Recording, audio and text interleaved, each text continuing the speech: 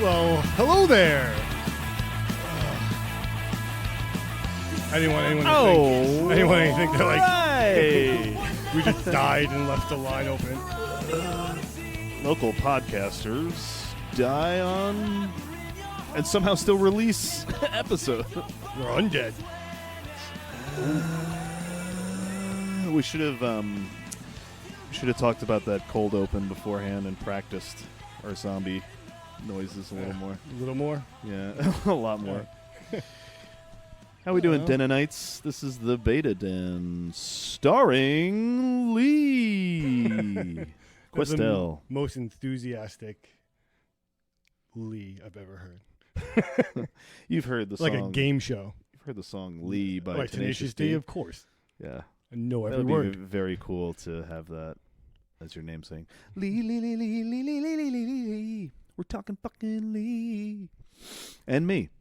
That's KG. No, I'm Evan. That guy, Evan. Not undead yet. Although sometimes I qualify as undead. Yeah. Yeah. Depends on what day of the week it is. Depends how work is going. Well, welcome to another chapter in the Beta Den. And we are doing the book. The book. World War Z by Max Brooks. Cannot stress that enough. Jumping right off the top with a deep dive on this one. Did you know it's Mel Brooks' son? Yeah. I didn't know that. I didn't know that. I know. Why would I put those two together ever? Because literally Brooks, what did you think? No, but okay. Wait, let me rewind that. Because I think he wrote the zombie survival handbook first. Yeah. You gotta have a rich and famous dad for some publisher to be like, yeah, sure. I don't know. This. But that's not my thought pattern when thinking like, oh, that must mean that's his son. I didn't think that at all.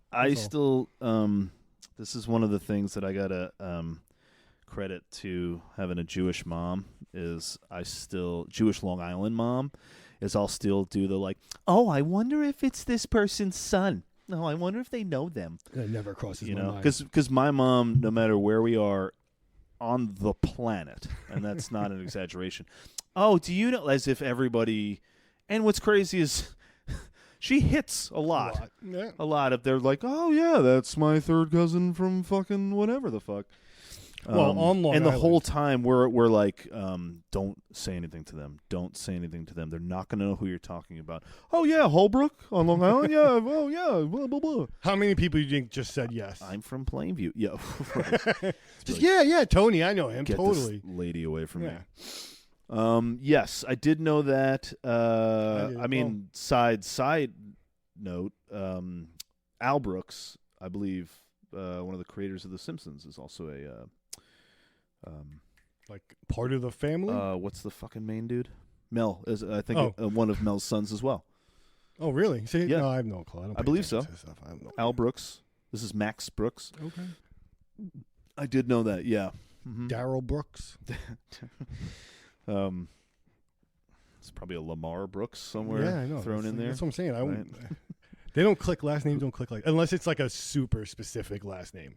Cumberpatch. Yeah. I'd be like, oh, you know that English guy? Chalamet.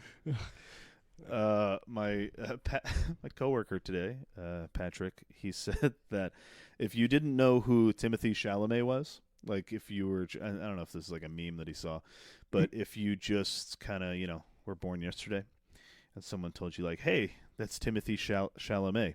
He says the first thing you'd think of is that it's some really like fancy rich mouse, like a wealthy mouse. It's the name of a French wealthy mouse, like old money mouse. Yeah, like monocle mouse, Ratatouille, or like Fievel. Like at some point, Fievel meets his like cousin Timothy Chalamet. Yeah, he passes away, and now he gets all his money. Right. Yeah, Fievel gets rich. It's sort of like if Wes Anderson did a Fievel movie, like Fievel gets rich. That'd be great.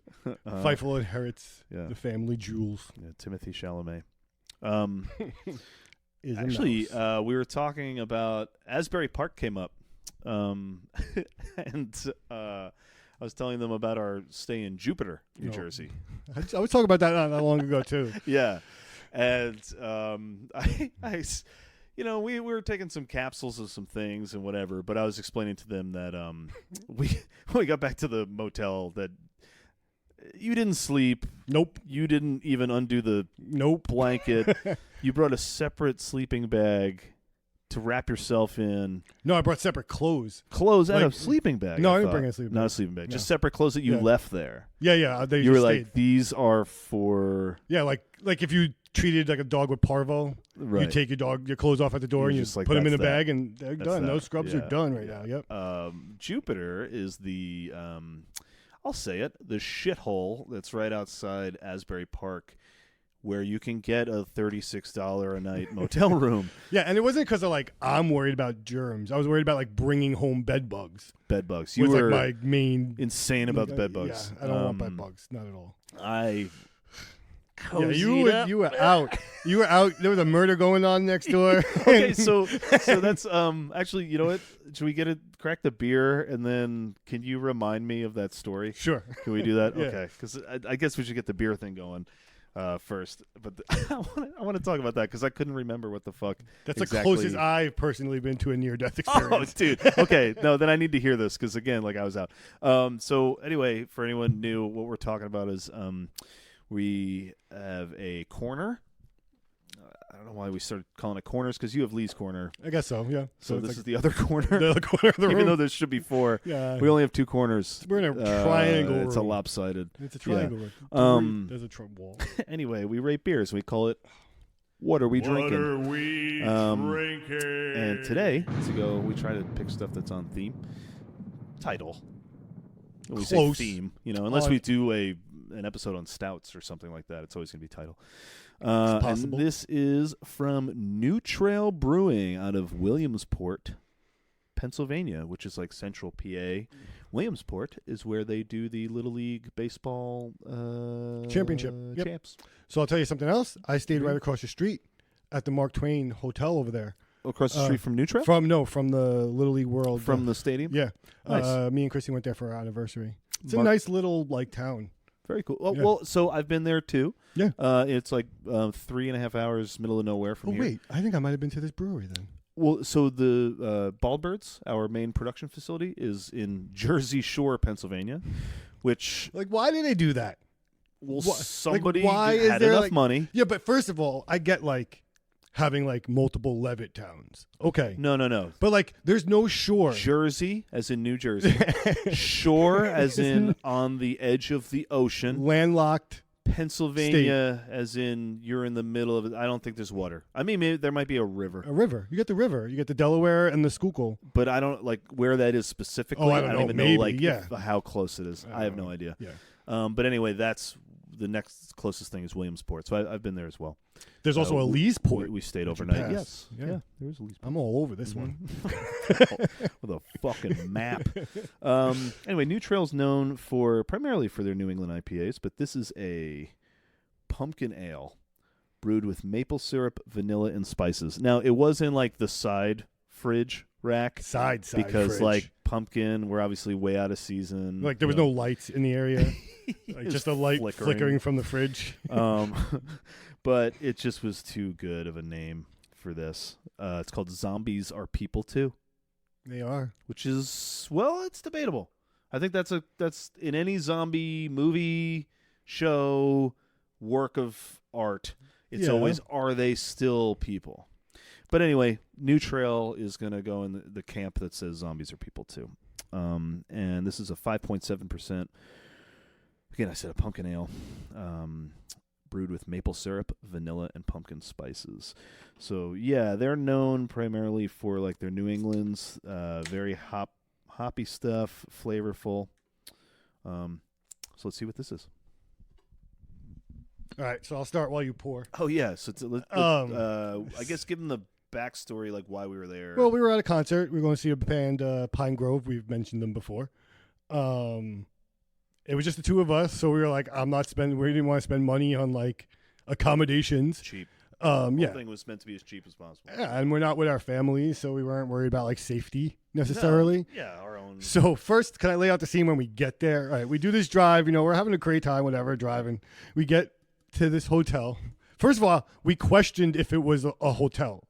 when we first pulled up, we didn't even recognize. It was like a roundabout thing. Yeah. Right? And then it could have been an office building. It was like, it looked like an old, like 70s deco, like weird building. Yeah. It was weird. Okay. No one's invested in this place in a very long time. Yeah. And then so we walk in and it just smells like weed. Which again, I'm not complaining. We didn't have any qualms. But and this was pre-legalization, we should say too. Yeah, this is a couple of years ago, yeah. Mm-hmm. And it was just like every room was smoking. It was like you just walked into a hot box. We realized pretty quick that this is not a place. The priority of I want to say it was the Jupiter Motel.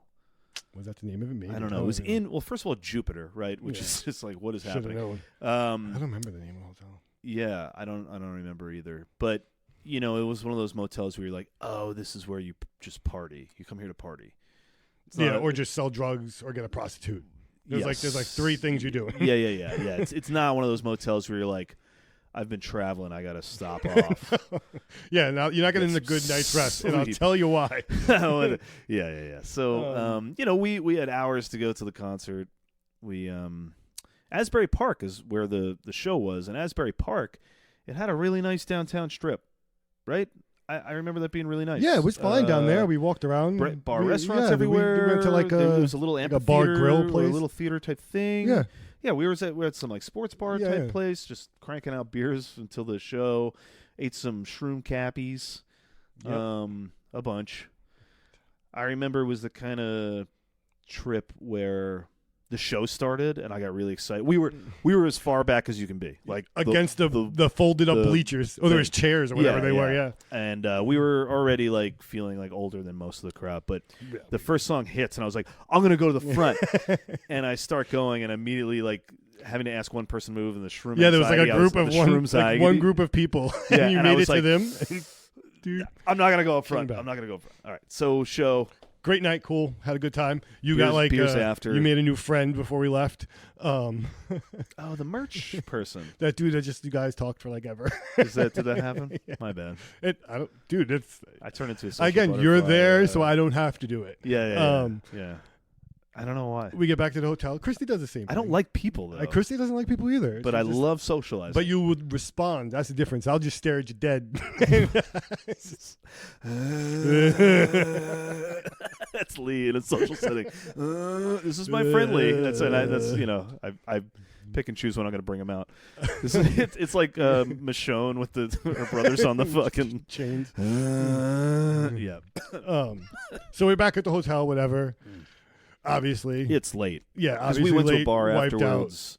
So you're talking like easily 2-ish. Yeah, it was probably 1:30, 2 o'clock. Yeah. We get home, back to the room. Oh, one thing. We were on the ground floor. Yeah. I think there I think it was. Oh, the door. It was a sliding glass. I was going to mention this. Yeah. Okay, sorry. Yeah, go ahead. So, we get back to the room. You're in the bed closest to it. Closest to the door. And, like, mind you, the whole back wall is glass. Like, it's just like window, radiator, sliding glass door. Nothing else to the back of the room. So, like, it's just curtains. Flimsy. Yeah. So we go to the handle, and it's like off. The handle's like not even attached. It's like just held onto the door enough to not fall off. Yeah. And so we were like, okay, cool. I guess you passed out. We went to sleep. I had, I didn't care about anything. I didn't care about I was like, if I wake up with bed bugs, fine. Normally thing, yeah. I did my whole shit. We were all so fucked up, too, that I was like, this is about crashing. This isn't really about anything else. And you did hard. He was out, so there's me now. Now, like, it's like 3:30, and all of a sudden I hear, like, the loudest fucking thud, and it sounds like it's right behind my bed. Like, it literally, I was like, oh, shit, I'm waiting for something to come through. Yeah. Hear like the screeching of a table like go across the floor and like bodies moving around in the room behind us, and I'm like, oh fuck, okay. So did it sound like a fracas? Like things are happening? Yeah, you hear like the warbled screams. Like there's a girl screaming. Like there's a girl like screaming. One girl screaming, and there's at least I think the 2 people scuffling were dudes. Like they sounded like big dudes fighting, like big bodies moving. Yeah, like furniture was getting moved around. Yeah. And then like I was waiting for it. I'm waiting for fucking like just gunfire to erupt from all over the place. And I swore that I heard at least one gunshot. That might maybe me being like super paranoid and just a loud noise. I was like, oh my God. But like it went on. And then, so I guess whatever happened broke up. And then like, I'm like, okay, I'm going to try to like go to bed. And then like it just started up again. Like someone came back to the door and it fucking erupted again. And then like the whole time this is going on, I'm like kind of just looking at you. I'm like, maybe one of these noises will wake him up. Maybe one of these times. Loud. Yeah. Because it's like, it's hitting into our wall. Like it's like you feel it too. Like, so I was like, maybe. I was like, I don't want to wake him up. Because like, I don't even, like if I woke you up, I'd be like, what am I doing besides just having you be up with me listening to this? Well, so yeah, unless you were going to be like, we gotta wake go. me up, be like, we're gonna get the fuck out of here. And then But like, I'm trying to keep it cool. Like there's still a wall between us. There's been no projectiles. So I'm trying to be cool. I haven't seen anybody by the door. That would have been the I mean, I would have been out. Everything we had except my phone, I would have been out. We've been gone. Well, just for future reference, if there a nice little circular hole appears in the wall, like wake me up. Yeah, if that happens, wake me up. I'm ready to leave. I'm just grabbing by the leg and running. If you don't wake up when you hit the floor out of the bed, that's your problem. I'm going. Yeah, so I spent the whole night. Like, what's your problem? Yeah, I spent the whole night just up. Like I didn't sleep at all. I left all the shit I was wearing there. We just bounced. Okay. Yeah. That was our fun night in God Jersey. damn. I knew it was something. Pat, I was like, oh shit, I remember something happening.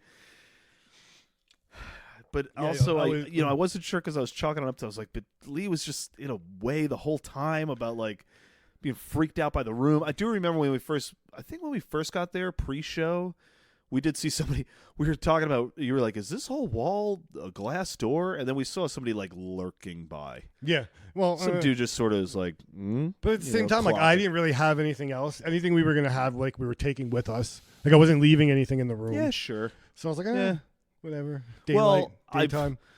There could have been a scenario where I thought like I should leave my car keys here because it's not like we were going to drive. Yeah. That immediately changed. No. Yeah. They definitely like opened the door and just beep cars. Go, oh, this one's mine. We went to Seaside Heights for my high school senior prom. As did I. You know, teenagers from Long Island booking a room in Seaside Heights, Didn't whatever. get that deposit back. And it was also just like the biggest shithole. And I remember we were there, and you rented as we're only one or two people, but obviously then there's like 6 to 8 of us drinking and getting fucked up in this room before we meet other people. And at some point, 2 people just walk in. 2 guys. 2 random dudes. And I don't want to say break in because it seemed like they had a key. And you would think that if you have a key to this room and you see 6 teenagers drinking in it and you thought it was your room, you would be like, what the fuck? Yeah, what the fuck? What are you doing in my room? Or at least, who are you? What's going on Yeah. here?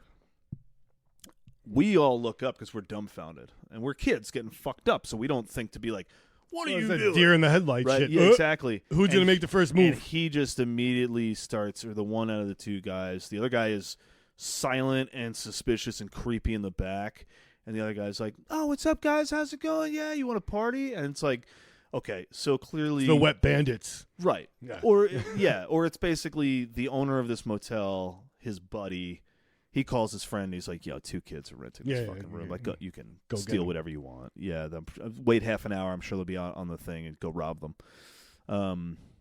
And little did they know we were sitting in there for a while. So the rest of that fucking trip, I kept everything locked in the car and whatever. Yeah. Motels, man. Jersey Shore is fucking. Jersey Shore. We destroyed our room. Like there was. Well, Asbury holes Park in is the technically on the shore of New Jersey. Yeah. We're talking about that. I think that something happened to civilization once. Not to say like New York is flawless, but once you got to New Jersey and it was touching water, they didn't know what to do with themselves. Really, everything went kind of fucking haywire until you get down to like I don't know Delaware or whatever it is. I think it's the opposite way. I think it's that like the people coming up, the crazy got pushed to the sea. Yeah, and like the people coming up from the south, they get to like Jersey, and then like the few of them try to make it up to New York, and that's where it gets weird. Like that's Northern Jersey. yeah. Yeah, but Because Southern anything- Jersey is just like anything along any the other. water. Well, Jersey's the people. If you're talking about coming from the South, Jersey's the people who gave up. They were like, this is enough. Yeah, exactly. Yeah, Yeah, we fine. got far enough. I It's know good. everything's about New York, but Yeah. this is fine. Exactly. How many times are you really gonna go there? Right. Okay. So anyway, we're in our what are we drinking, and I did take a sip. So I want to say first off, a pumpkin ale.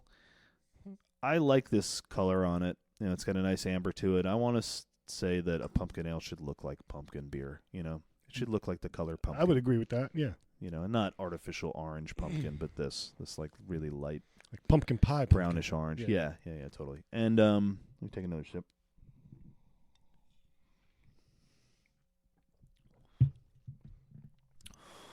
Biggest thing I get is pumpkin and vanilla, followed by the spices and the maple. Nice. Yeah. Vanilla is definitely the forerunner here. I feel like vanilla is a very forward flavor in most things. It's funny, vanilla, when you're trying to add it to beers, because we had a couple. It was the one we were drinking at the D&D. I think I made you or poured you the Cozy Dream. Yeah, the that was good. porter with vanilla and the fuck else do we put in that? You know, something else. Cinnamon. Vanilla is so subtle, and yet, like, you don't realize it until it's that finish. Vanilla. It's funny that like vanilla ice cream gets the bad rap of being like this Not over here. plain thing. I know. No, I love vanilla. I love vanilla. But I'm saying, you know, like it's literally like vanilla has become a synonym for boring. Yeah, plain. But like when you're talking about like we used actual in ours, I would assume they did for theirs, actual vanilla. What'd you call them? Beans, like these long vanilla strips. Vanilla bean. Yeah. And split them open and put that in a thing. And I might have explained this in another episode. Anyway, yes, it comes through real nice. I don't really get much maple. This is a 4 or 5 month old beer probably at this point. You know, if they were making it for October, they must have brewed it beforehand. I don't see a date on it. So it's holding up. I'm going to give it an extra half star just for longevity purposes. Ooh. Like, He's going the distance. he's going for speed. All alone. All alone. Not cake, pumpkin. Pumpkin cake. God, I'm not. So it's kind of like cliche to like pumpkin anything when you're in the brewing industry because you're too cool now. You can't have opinions. 3.5. Ooh, 3.5. I almost wonder That's if right I there. had it fresh, I'd be like 3. But I said I was going to give it the extra half because like it's still holding up a few months later. And not to say that like 4 or 5 months is that old, but yeah. Cool. But then at the same time, 3.5. It's because it's just kind of it's hard to fuck up pumpkin ale. Pumpkin It's vanilla also hard to beer. like separate that from other. This tastes like any other pumpkin thing I've had for the most Yeah. part. The market gets pretty like saturated with pumpkin stuff during that season. Yeah. It's like everybody's got their own pumpkin. Do you do pumpkin? No, I don't really like pumpkin. Yeah. The flavor in general. Yeah. Yeah. I don't eat pumpkin pie. I like pumpkin pie. Mm-mm. Apple pie is literally the only pie I eat. There's some vanilla ice cream on it. Yep. Yeah. A la mode. Yeah. Yeah. Hell yeah. The Embassy Diner over by Mr. Beery's on Hempstead Turnpike. Yeah. That was obviously the post Beery's go-to. Oh, and the next morning. And the next actually, morning. Yeah. Yeah, a lot of Embassy Diner. And that's my. I haven't got it in a while because PA doesn't do the diner vibe as much out here, No. especially 24-hour. But that's my move. If I'm drunk and you get me at a diner, I'm getting either like a big Belgian waffle with vanilla ice cream or apple pie vanilla ice cream. Like that's the way to that's go. my drunk meal. The waffles, that's key. Yeah. Waffle key with the ice cream. Some ice, and then the Yeah. syrup all over the top, including the syrup on the ice cream. Yep. Whew. I know what I'm doing later. Yeah, I'm getting excited. Woo. Wawa, here I come. Right? Do they have syrup at Wawa? Real first world, this shit just DoorDash some fucking ice cream and an apple pie. Yeah, and spend $68 on it. Fuck. All right, so I've made bad choices before. Oh yeah, yeah. I had to. It's I recently took like social media off my phone, and when I did that, I was like, DoorDash should go too. I don't. And it's not like you can't just go through Google and go the long way on both those things, but it's a deterrent, especially when I'm drunk and I go to the app. I'm like, I don't have it's it. hard enough to use my phone when the apps are there. Yeah, I know, right? All right. So World War Z. Let me just give you the brief summary of it. World War Z is an apocalyptic horror novel written by Max Brooks, published in 2006. Book is presented as an oral history of the global war against the undead, chronicling the events of the devastating zombie pandemic that nearly led to the collapse of human civilization. Yeah. That's in a snippet. That is the paragraph that yeah. I guess let me give you one more. I highlighted this other thing. I think it plays as well. World War Z is more than just a zombie horror story. It's a social commentary on human nature, government bureaucrocy, and the consequences of denial and misinformation during a crisis. My favorite. Bing, bing, bing, bing. God, in 2006, he had no idea what was coming. He had maybe. No, he didn't know what was coming. He had no idea. Yeah, like you think you know misinformation now in the face of pandemic. Whole new world order. Yeah, and it's not like they weren't lying about WNDs, but he didn't know. He didn't know it was coming. Max Brooks uses the zombie apocalypse as a metaphor for real-world issues such as global pandemics, terrorism, and geopolitical tensions. The book highlights how different cultures and societies react to disasters and underscores the importance of cooperation, communication, and preparedness in facing catastrophic events. That's I funny. am done reading. Yeah, well... Preparedness. I was going to say cooperation, too. Oh, yeah, that too. Like, fuck. So, in that initial brief thing, I think before, I guess, we're going to try to give you a very vague, but there will be some spoilers. Oh, yeah, there's no way not going to spoil about the book, stuff. Yeah. So read the book. Oh. But we're going to try to give you like a vague overview, and it's really more just like discussing. I guess it's it's broken up into these bigger sections.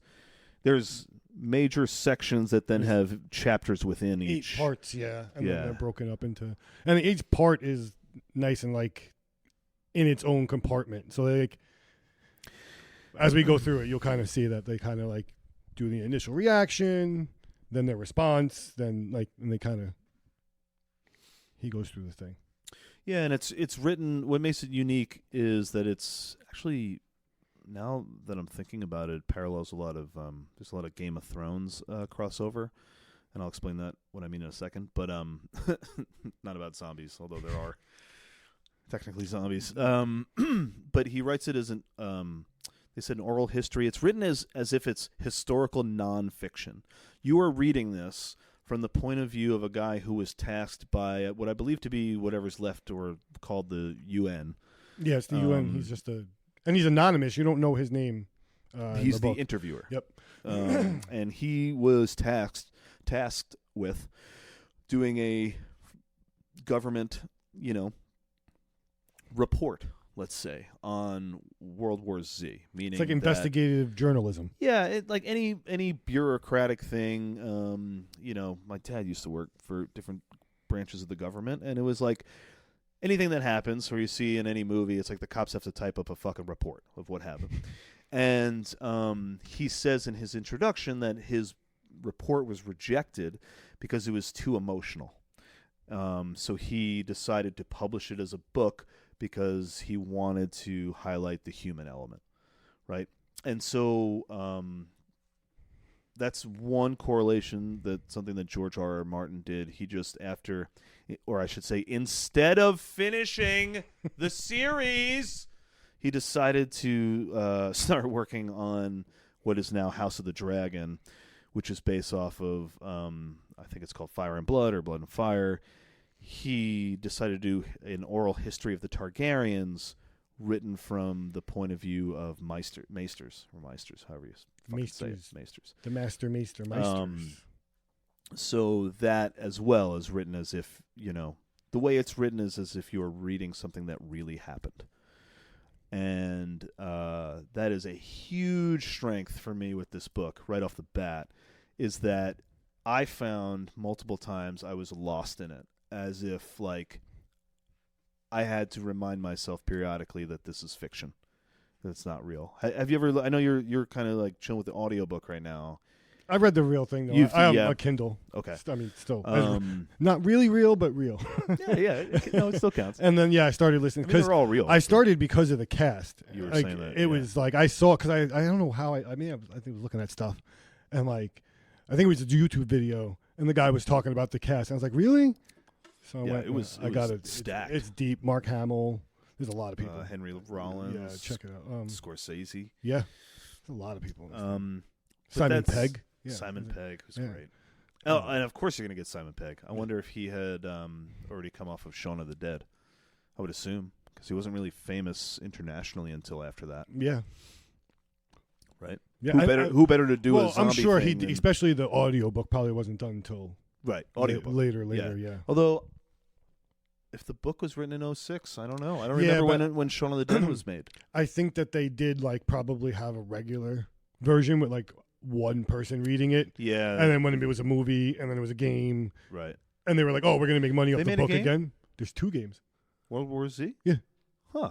Yeah. I did not know that. I have it. It was like a monthly game, so I got it and put it in my library, but I haven't played it. Like the PlayStation Plus stuff? Yeah. But yeah.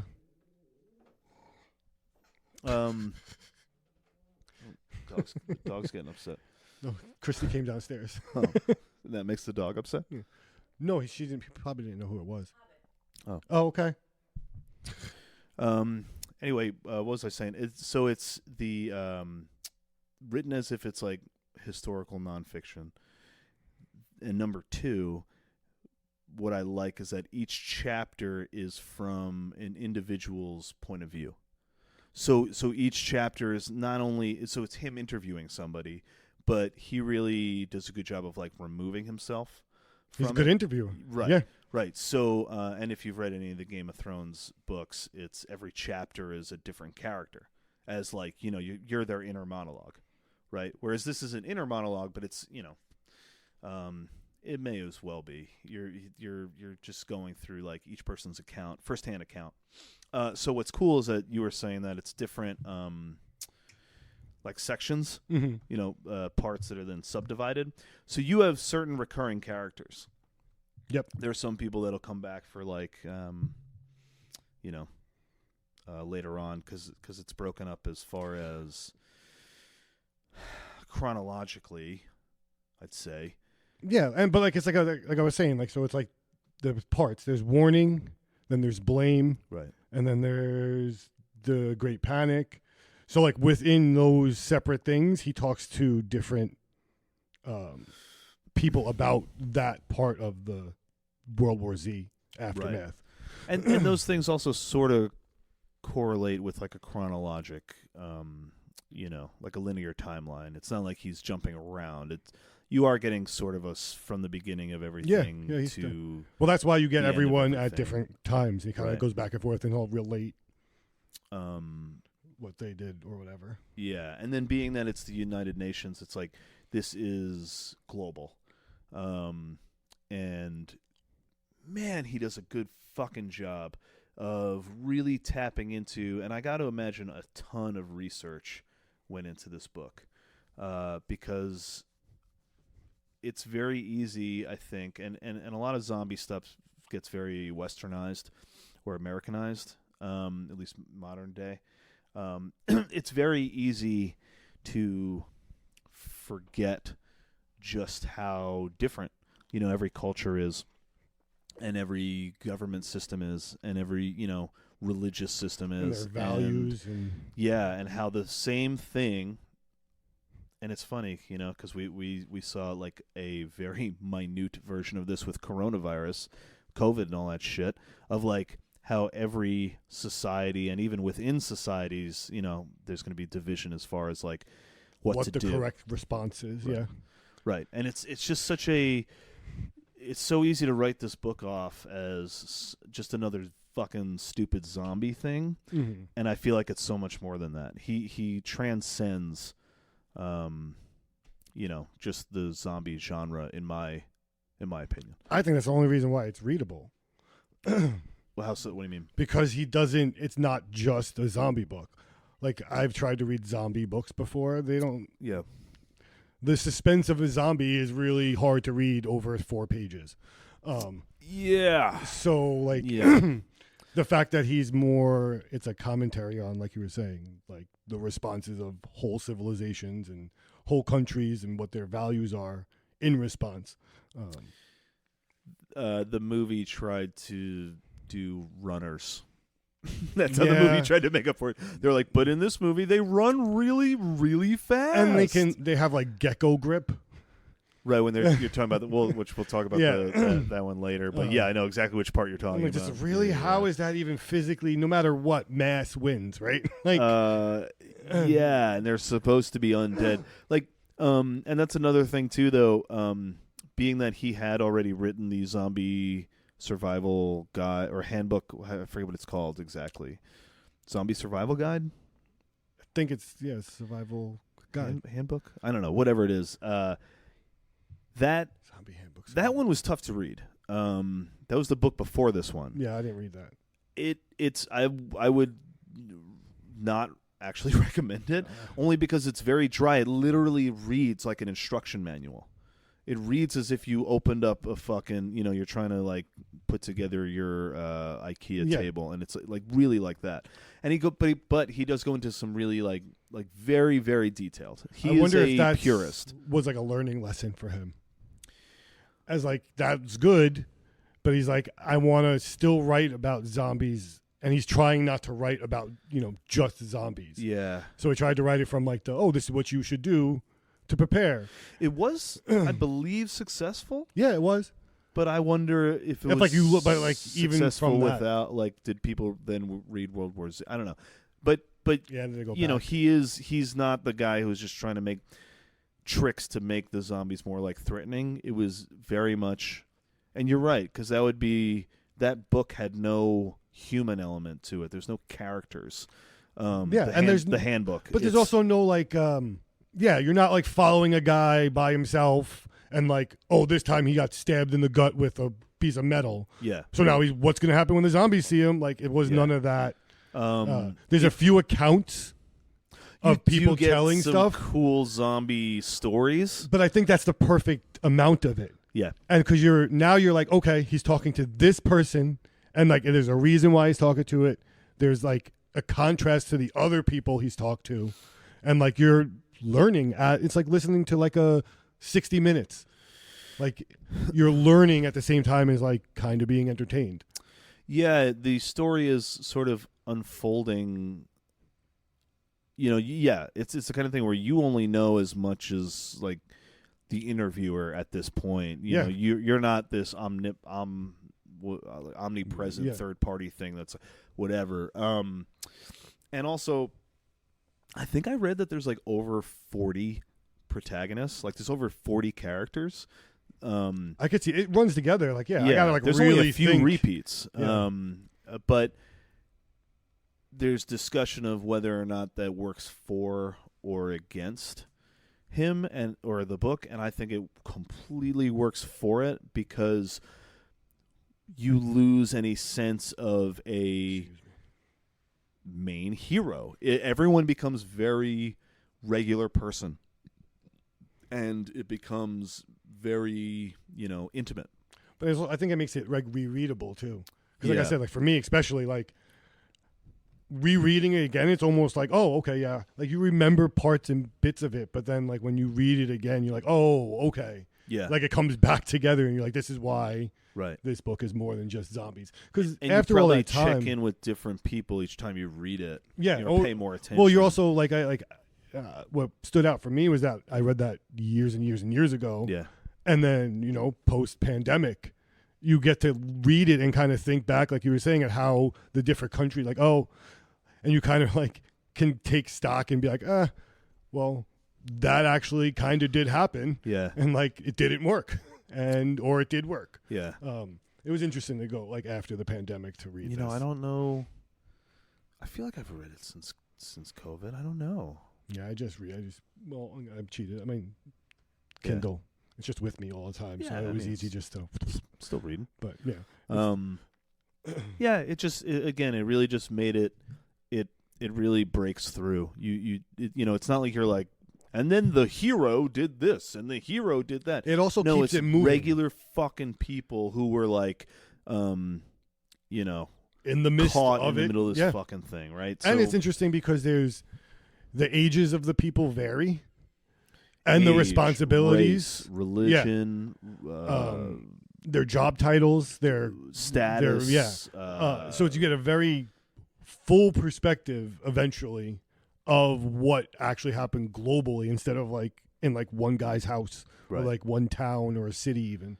And by the time they get to that like finale of whatever that story is, like you're kind of done with that person and you're like, okay, on to the next potentially, yeah. thing. Yeah. Yeah. You can tell, I think, as you're reading through it, that there's some people where you're like, "Oh, this guy's important." Like this. Well, he also because they're gonna affect not only their shit but like other countries and. He also like tips off a little bit when you read like to how he introduces people or talks about people. Well, some characters will reference a guy that you don't hear from until later on, like the Rediker plan they're talking about before, which we're doing right now. The Rediker plan they talk about before they actually explain to you like who he was and what went on. Yeah. All right, so I just have these like brief paragraphs that kind of like take us through it. Yeah. I mean, you had the actual title names, but well, I probably don't I didn't want to give every title name, every chapter name out. I feel like that's too spoilery. So I stepped at 3. So, start at the beginning. Zombie plague starts as all plagues tend to, slow and steady. China has a mild outbreak of zombie that spreads out into the world through various routes or routes. Refugees, black market organs, human trafficking, and the undead simply shuffling about. Many countries ignore the news of the dead rising up from the grave with a ravenous hunger for human flesh, but some others, such as Israel, take the threat seriously and begin zombie-proofing their borders. So this is right off the bat. I remember that Patient Zero, I believe that the story is that it was some father-son, and they're like treasure hunting in or near a major river in China, but like rural. Yeah. China. It was he's like a young kid, What is it? Only one of them comes back? Just the boy. Just the boy. The boy's basically Patient Zero. And he was bit. Yeah. Yeah, so he comes back. So for whatever reason, and I kind of like that it's pretty vague. He never tells you like it's specifically this, right? We never it's not like it was like, oh, it's this fucking virus that mutated blah blah blah. Which I think helps the narrative because he's trying to it also kind of puts it in real time for how fast it happened in the world. Yeah. Like you have to react before you know what this is. Like so you're reading and you're finding this out, but you still like are like in the dark on what is actually causing any of this. And and you don't know. Another reason why it's good for rereading is that when you first open this up, you don't realize just the fucking catastrophe that ends up happening, right? So if you think about it, it's almost essentially like humanity goes back into the Dark Ages after all this on some level. So like, if it's some random, and I don't mean this in a derogatory term, but just like in the grand scheme of things, right? If you're going to just be whatever about it, like some peasant, right? Some rural, he's supposed to be super low society, nobody, right? Third world, like regular person. I mean, China's not necessarily third world, but this is a very middle of nowhere on a giant continent with billions of people, like a nothing group of people. Yeah, it's not like they already were being heavily surveyed to begin with to know like, oh, this is exactly what the fuck happened, right? So yeah, before anyone even knew what was going on, it's been going on.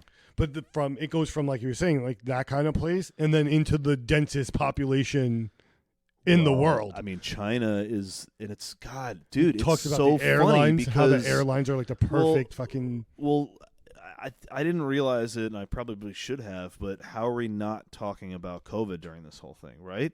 Like China, Yeah, and it's I think mostly because like if you were gonna have something that spreads globally, that is the best or the worst, however you want to look at it, place for it, because yes, it's the most fucking population of people, right? Doesn't China have more people in China than any other country? I think it's them and probably India, right? I don't know who has more. Yeah, but we're talking about billions. Either way, and you're talking about also like one of the biggest import-export things. So you have not only just like Chinese nationals coming and going, right? You just have cargo ships full of hundreds of people and like.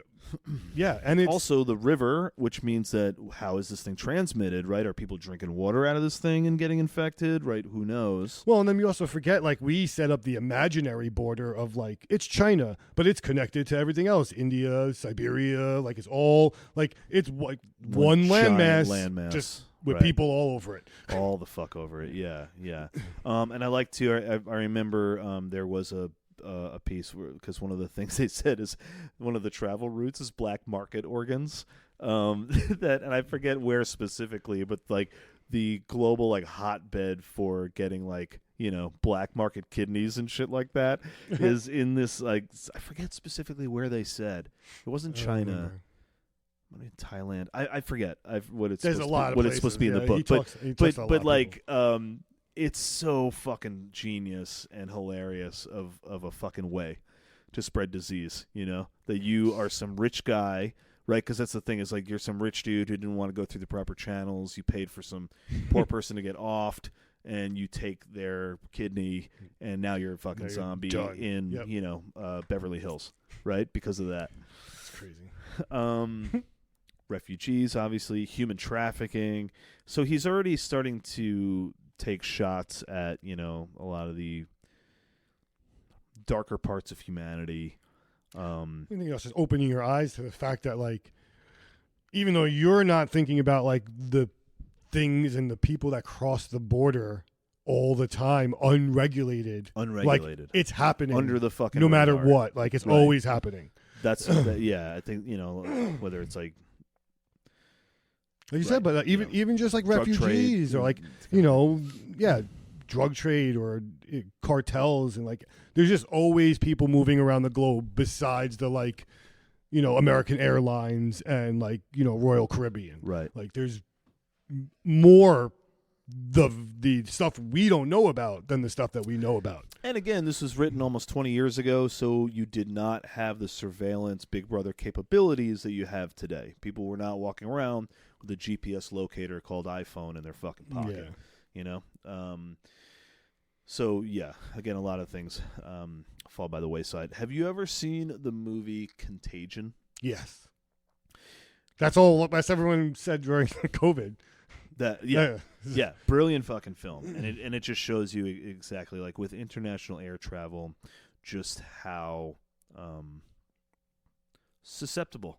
Are we waiting to talk about the movie? Because that's like one of the best parts of that movie. Contagion? No, World War Z.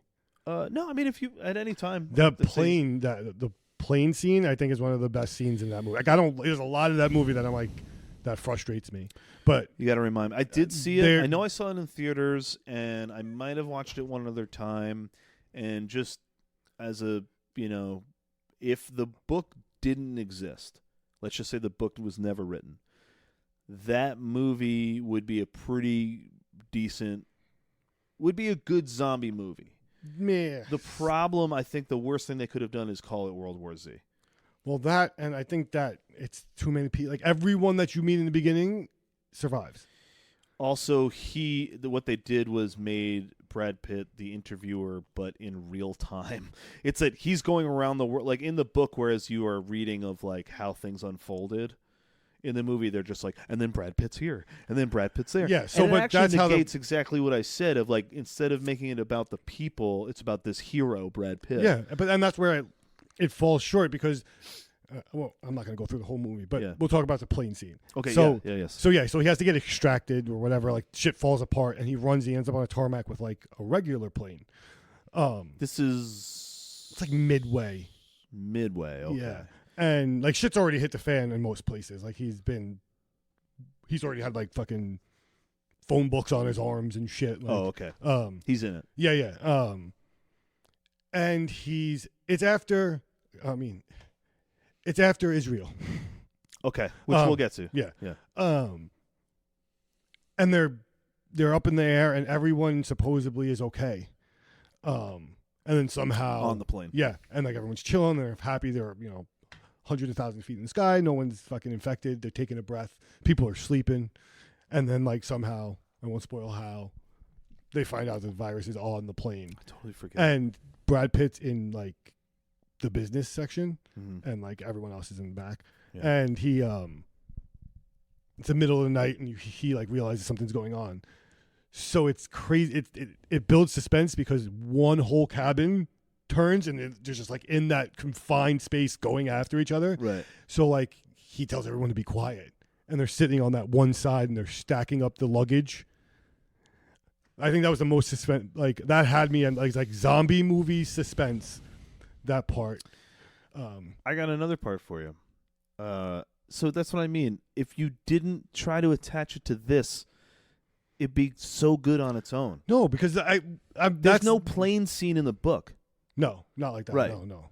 Nothing like that. No, but I mean, besides the plane scene and maybe one other scene of that movie, like it's nothing new for zombies, and the stakes are never there. Well, so more towards the beginning, Mm-hmm. and I don't know if it's when he's going to China to investigate. It's definitely when he's trying to find patient zero. That's like the first part of the movie. It's like Act 2. It's like right. The first part of the movie opens up where he's it's such a zombie cliche. Which again, that's the beginning of the movie is one of my biggest pet peeves. Yeah, it's just a zombie cliche of him and his family going through it. I hate to say it, but one of those people in his family should have died.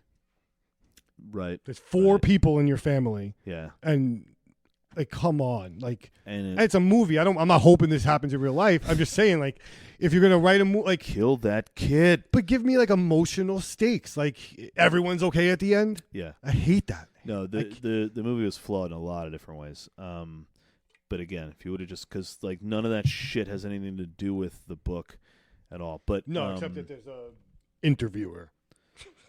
Yeah, which he's not even an interview. He's like a CIA Yeah, he's like a badass SEAL dude. I don't Team know. 6, And whatever. But there's a scene where they pull into, I want to say Korea, either I forget if it's north or south, and they're supposed to have been met somewhere by someone, right? So they're just on. It's a military plane. Someone was supposed to meet them when they fucking land. No one does, and you learn pretty quick they lower that fucking thing down, so the back of the plane is open, Mhm. and the only lights in the area are the lights that are on the plane. So you can only see. Your So visibility far. is only Yeah. like 15 feet out in like a radius, and zombies just start coming out of the dark Yeah. from every different way. And like that, I thought it was just like a good action / if you Yeah. wanted to say horror, like just out of nowhere, you just like they're just coming out of nowhere. Yeah. So anyway, not what this book is. It's not Not at an all. action suspense. Although there No. are some really good stories. I don't really remember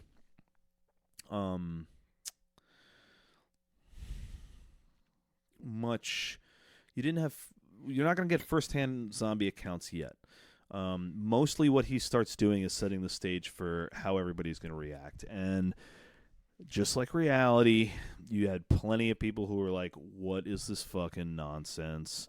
This is liberal media bullshit, or this is, a communist Well, some countries story. think it's like other countries. Some countries think it's a chemical weapon that's Yeah. been used against them. You get, of course, Runs the it's- gambit. Nobody wants to just look at what is. They want to decide before they even, see the thing. So yeah, and this one states Israel. We didn't see them yet in the book. After that, it's the lack of information and preventative measures means the zombie tide doesn't stay back for long. Before anyone knows it, undead masses are washed over the entire globe. Governments take defensive measures, but their militaries don't understand their new enemy, leading to disastrous engagements such as the Battle of Yonkers, where America's state-of-the-art technology does not do anything to dent the zombie masses of Manhattan. God, can you imagine Manhattan? Like, it's just, that's another place where, like, before anyone's even left an apartment building, everyone's turned. You're fucked. You are. Crazy. But that means like apartment buildings of zombies just emptying out onto the streets. Right. Just flowing out. Thousands and thousands. Yeah, of one guy went home with a cough. Pre-turned, yeah. And now everyone's slowly just in the air. Oh my God, that'd be so crazy. Yeah. And just coming from, I'm so glad we don't live on Long Island anymore, because the only way off of Long Island, if you don't have water travel, is through the most populated, population-dense part. Across bridges. So, like, if those bridges go, if the tunnel goes... Right. Dunzo. Like, it's almost... Which is really scary, because according to, like, how the governments react in the book, like, there's a potential that they would have just blown the bridges and tunnels and isolated Long Island if they thought that they could contain it. Well, if they thought they couldn't. I would say, because at first they're very so the Battle of Yonkers is them being very egotistical, because they're like, oh, look at these slow. No, but I mean, morons. if it was like for whatever reason started on Long Island, like or something whatever ever starts on Long Island, they're like, we have our chance. Like, no one's thinking twice before they're like, blowing all that shit up. Yeah. Oh yeah, and it's also, Long Islanders are not. There's no love lost by the rest of the country. They'd be like, yeah. Fuck you, we'll survive anyway. Yeah, and the rest of the country would be like, we're okay with that. Yeah, that's the right group to just. Good job, guys. Yeah. Even being a former Long Islander, I'm like, I'd miss some friends, but yeah, the group as a whole, like, just push the boat. See that fish going backwards. So yeah, governments start to fall apart. This is, originally, or at the time, it's called the Great Panic. People are trying to fight. People are trying to flee. There's no resources. And at the end of the Great Panic is where they where they introduce Paul Rediker and the Rediker Plan. So yeah, I think before we talk about Rediker Plan, I think we should go into a topic that we've talked about in the past, and that's mass hysteria. And in this scenario, typically mass hysteria has to deal with shit that's not real. Right? For the most part. For the most part. Yeah. Or at least dramatized. Or an insanely over, simplified and exaggerated dramatic response to something. Dramaticated? Imagine if it was real. Like, so let's take COVID, for example. I've joked a lot of, like, just, COVID wasn't strong enough. Didn't achieve the goals that it set out to. And I am joking. I know we lost millions of people worldwide. I'm not trying to downplay a disease. However, this was not the apocalyptic event. So what I think what I'm trying to say is, and especially like when I talk to my parents, and different people have varying opinions on the scope of just how, like, severe and deadly and scary COVID is or was at the time, like when you were going through it. Depends a lot on lifestyle too. Yeah, and it parallels this so well, because, like, of course. So let's just talk about America, right? Because that's what we know. America, fuck yeah! It's where are you getting the most? Hey, this is bullshit responses was from rural, spaced out areas, right? And if you look at science and medicine, there's a reason that they were not being infected as much as cities, right? And it has nothing to do with the fact that Manhattan's liberal. It has to do with the fact that it's a dense population. So of course people in Manhattan were fucked and they were scared and they were quarantining hard. Whereas like somebody in rural South Dakota, quarantining is like your 12-acre land. you normally get to go. don't see people. No. Yeah. Besides the general store guy or whatever. Like people still do live that life. So yeah, of course you're going to think that this is just some, especially in America, this is the government taking their tyrannical hand and finally we got to fight back, right? And you know, what this book kind of illustrates is that like even if people were literally dropping dead left and right in the street, you'd still sort of have. Of course. I think it's forced to the surface even more when you're in that situation. Because it's a fear response? Like yeah, so but everyone feels the need to speak up. So then you even have other people that would have normally just been like, I don't give a fuck. Or it's like, no. Like, this is definitely, there's a reason why this is happening. I like that. So the higher the stakes, the more cooks in the kitchen. Exactly. Right. It's just like now. That's why everyone, and now, which is different than 2006, is you. And you figure he was writing in like 04, 05. Yeah. You have a platform. Everyone has a platform now. So if there's a hint where like there needs to be a canary in the coal mine and like whatever Joe Bob thinks he knows why, like everyone has to fucking hear about it now because he's fucking on Twitter. Well, that and you're going to immediately get flooded with, because these days we've talked about it, it's feelings over facts. Like you're going to get somebody, or not just somebody, even if you had this thing of like, guys, the sky is blue, you'd get enough anti-blue, blue isn't real, blue it's is just a reflection of the ocean. Blue is a homosexual fucking indoctrination. Yeah, like you would just get, everyone has a fucking reason for why what they think is right, you know? Mm-hmm. So shit, I mean, I would love to see almost like a World War Z revisited for today's situation. They might not have made it. It'd be interesting. Yeah. Because, so I want to break that down. Okay. So I think it goes bad for everybody, right? Are we talking about zombie apocalypse? Zombie apocalypse 2024. 2024 across America, right? Post COVID, like COVID having some COVID's happened. Yep. Happened. Right. Okay. So we've been on which the fact that we got out of it probably works against us. Yeah. Everything that's going on in the world is active while this happens. Israel, right? The politicians, the wars, all that stuff, Russia, right? Ukraine. Yeah. So I think there's a subset of the public that is so ready to go right now that they go and they overdo it.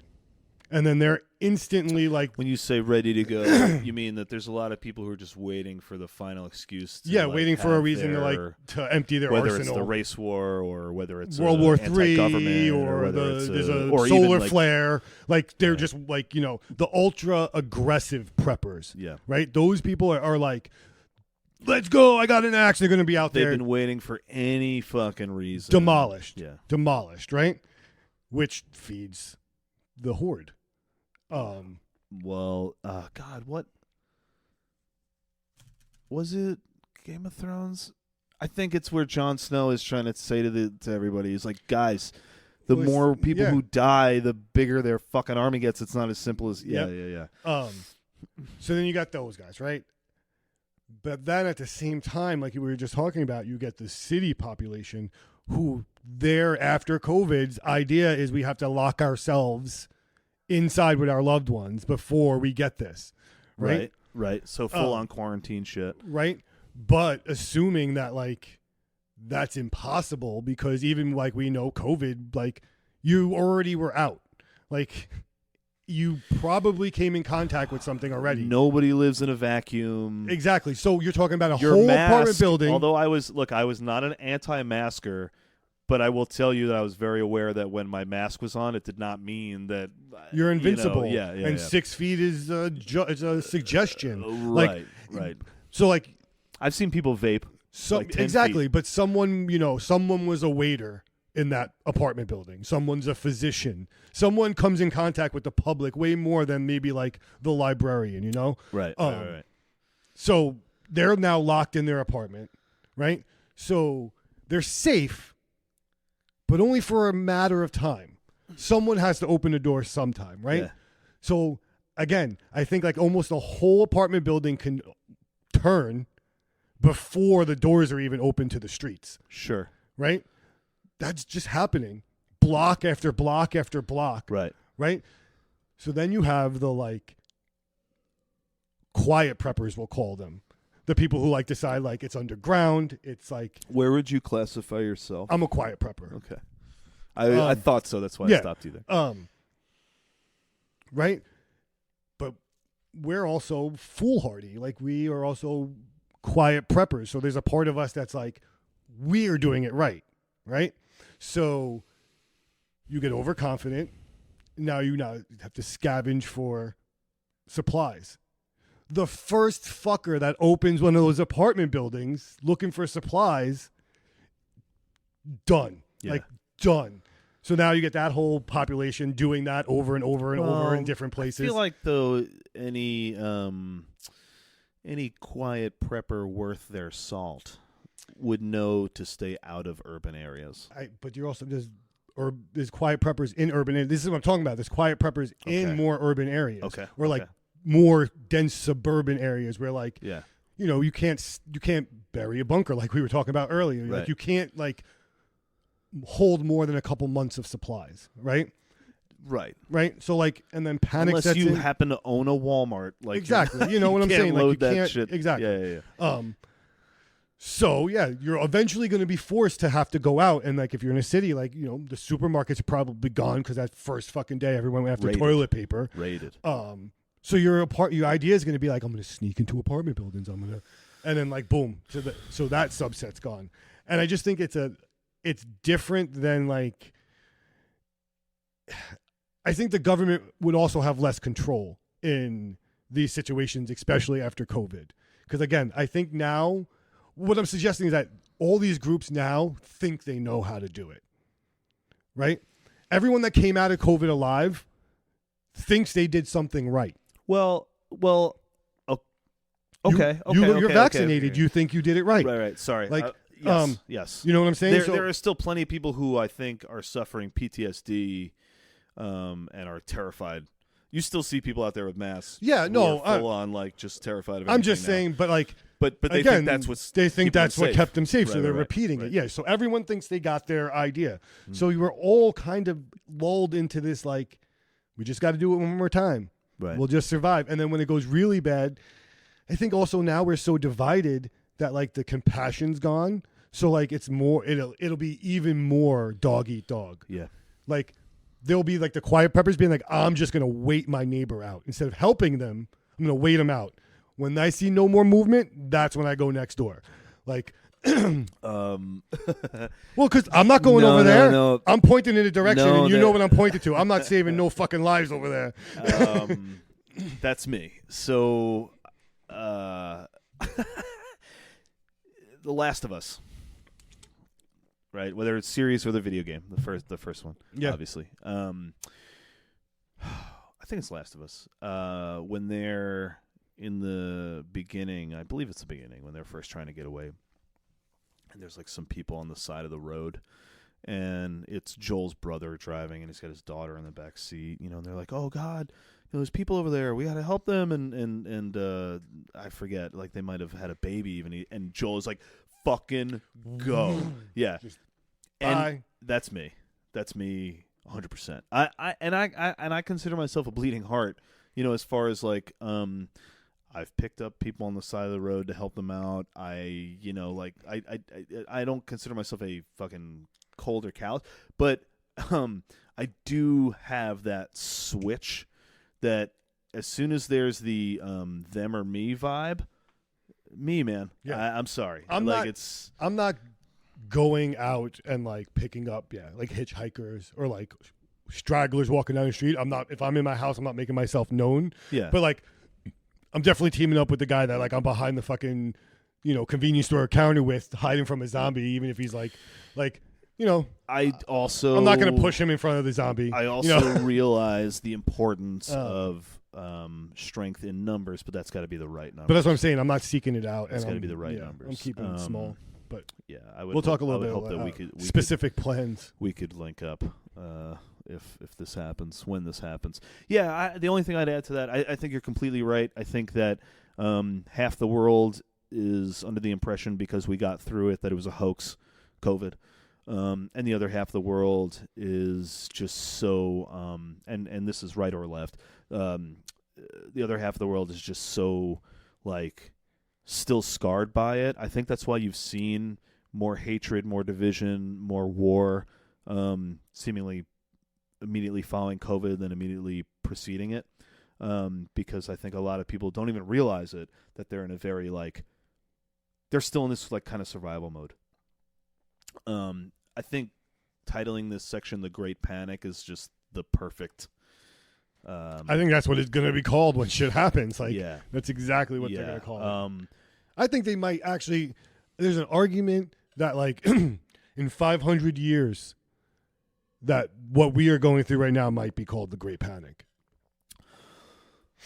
I can't imagine, like, a long term, how like, they're going to look back at this time.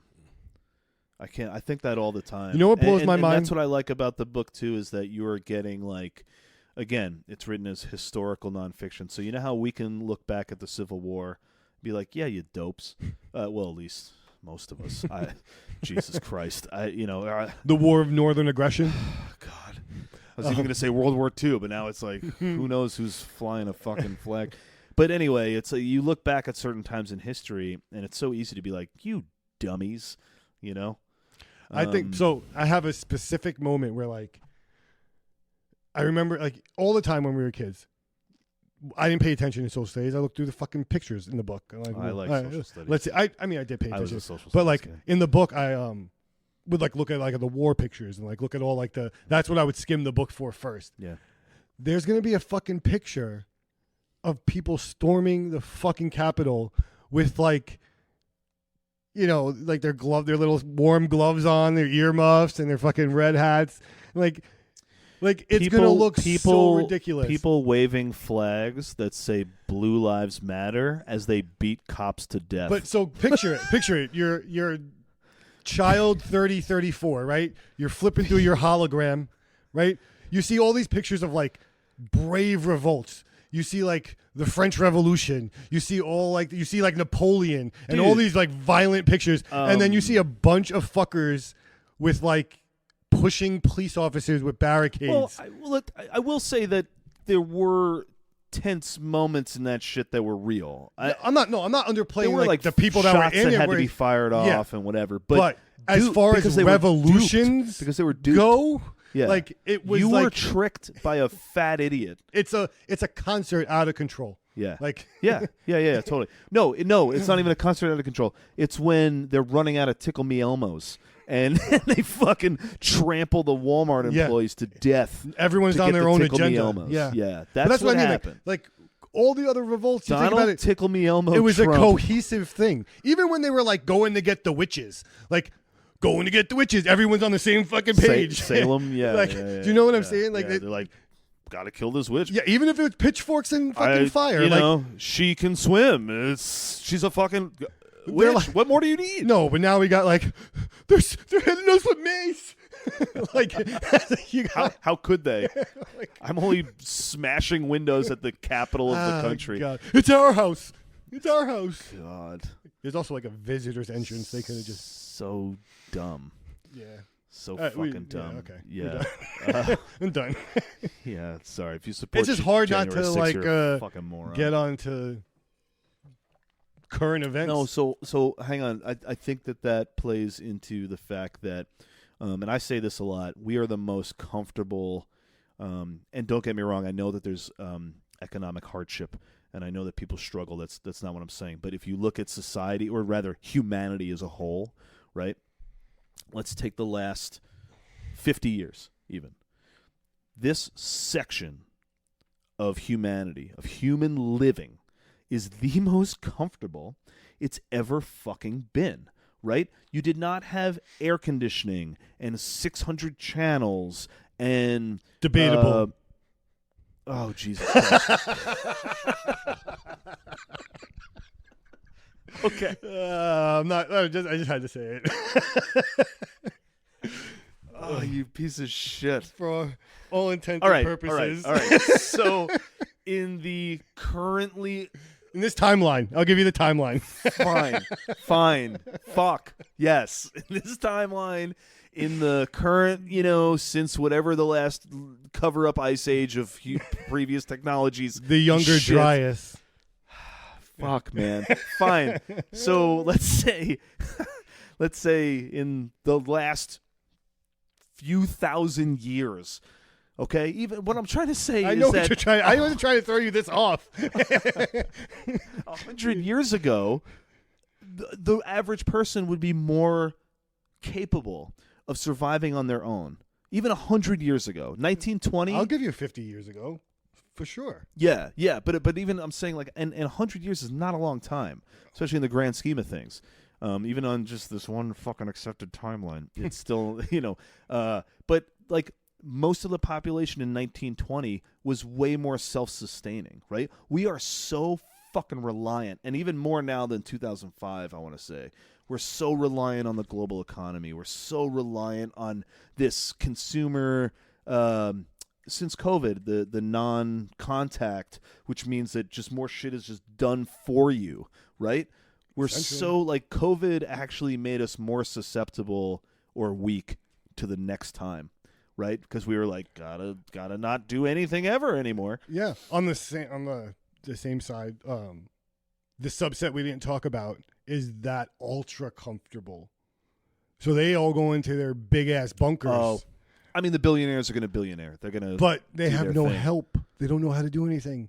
What happens when the air filters in the fucking bunker need to be changed?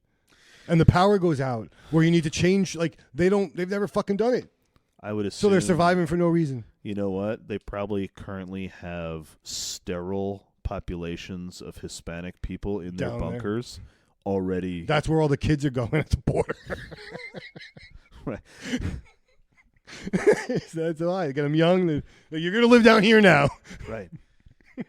Epstein Island was really about funneling children to these bunkers. Yep, that's what it was. Yikes. I mean, it's better than at least maybe they're just working their lives away and having maybe they'll survive and we'll all die. I know. I don't know. I don't know what to wish for right now. I also am, as I say it, I'm like, this could be true. Anyway, so shit hits the fan globally, right? Side note, and I don't know if he said it here yet. I think it would have already been stated. One of my favorite parts in the book. And I forget who the individual is that's bringing this up, but I think it's someone who tried to do the whole I'll be safe on the ocean thing.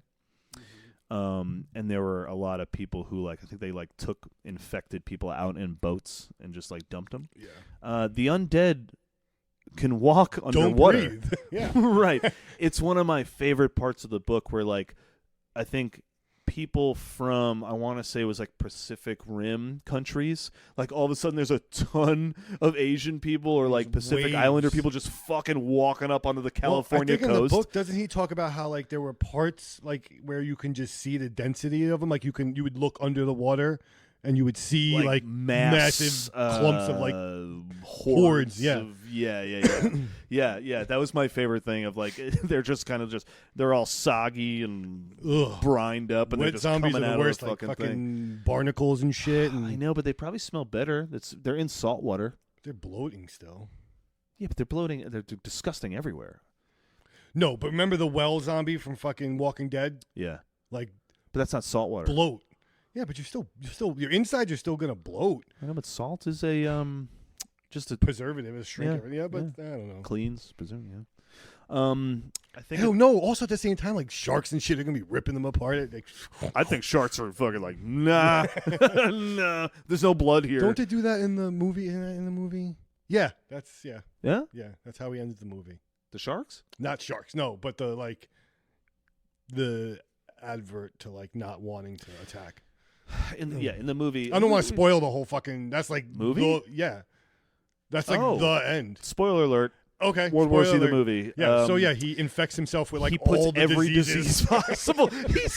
He somehow finds himself at what, the CDC? He's not even sick, bro. He's like got a He's fever. barely He's like got a fever. No, he's having trouble walking. But like a fever. I have 103. I have trouble walking. no, he should have been dead like 50 times over. He's putting like every kind of experimental Ebola virus into his like veins. influenza, like all the fucking- influences, yeah. fucking all the other coronas, all the right. fucking You figure he could have stopped at AIDS. They would have been like, oh, all right. anything. Like he just didn't have time. He It was didn't have time. him and that one zombie. So he put 90 diseases into his arm. Yeah. Which, again, there's no information from the book that says that was anything at all. Okay. So shit is happening. Shit has hit the fan. Are there any like specific stories that you liked that you want to talk about? We just talked. I like the war. I like the like zombies, the water zombies. The zombie water. Another story I really liked, and we talked about this at the bar before, was you get the girl, I want to say she was like Midwest or somewhere in Central America, and it seemed like a suburban, like your average middle-class American family. Classic American town. They are slowly moving north because they all, learn pretty quickly that zombies are slower in the cold. They also can get frozen and stop. Stuck in snow. But then everybody's moving up and there's no resources, and they're all around this lake. I think they've made it to Canada at this point. They're all around a lake. And there's like another one of those. Then there's a lot of infighting about resources because you got to remember, man, and this is one thing the Walking Dead show did well. You got to worry about other people. That's what it's always point. about. Yeah. Especially once like the Great Panic is over, like once that initial we're doing this, we have to survive. Yeah. The next big thing is people. Assuming you've already figured out how to get away from the zombies. Right. Step one. Cardio. And yeah, for real. Right. A reason to take some off. I'm back in the gym. Yeah. Doctor's orders. Yeah. You look good. You lost a lot of weight in the last year or so. No. Dude, from 2 years ago, you dropped. I'm the same exact way.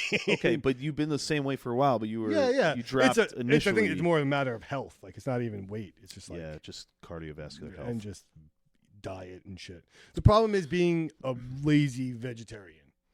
Yeah, I can see that going. It's just because, and the process, the salt, the shit is so easy to do. Yeah. And we talk about it all the time. I'm on, I just started a healthy route, hungry route. Not a promo. Yeah. But it's one Although of pay us if you feel like it. Food delivery service. Actually, the best one I've had so far. Nice. We've done them all. Yeah. But this one's good. I like this one so far. I was I've always liked lifting weights. But swimming. I was gonna say you're a swimmer, dude. I don't I don't have the what you would think is a swimmer's body necessarily, but I can tell you the best way to see cardio working for you in real time is swimming because doing 4 laps. You know how I know you don't survive the zombie apocalypse? I'm swimming. You go in public pools. You think it could? Well, the chlorine would probably kill it. Still think there's enough mingling of bare skin in that area that something's getting spread. No, I think the reason, and you're right about the public pools, but no, the reason is because at the Y, all these old motherfuckers look like zombies to begin with. So I'm trying to ignore, and they're all naked with their balls dragging on the. They're just dragging their nut sacks across the floor. So I'm always so just keep your head down, don't even look at it. Right. So I would be in the shower, or I'd be at the thing where you're spinning your bathing suit so it dries. I don't know. I've never been in there. I know this could have went a lot of ways when I was. I didn't do this. I've never been in the Y bathroom. A suit mate. I've never been in a locker room that had a pool with a gym attached to it. Yeah. Well, they have these things where you put your bathing suit in there, stuff it down, and then close the lid, and all it is the spin cycle, and it goes for 10 seconds. I find that shit. So it's like the golf ball cleaner. Yeah, exactly. Yeah, totally.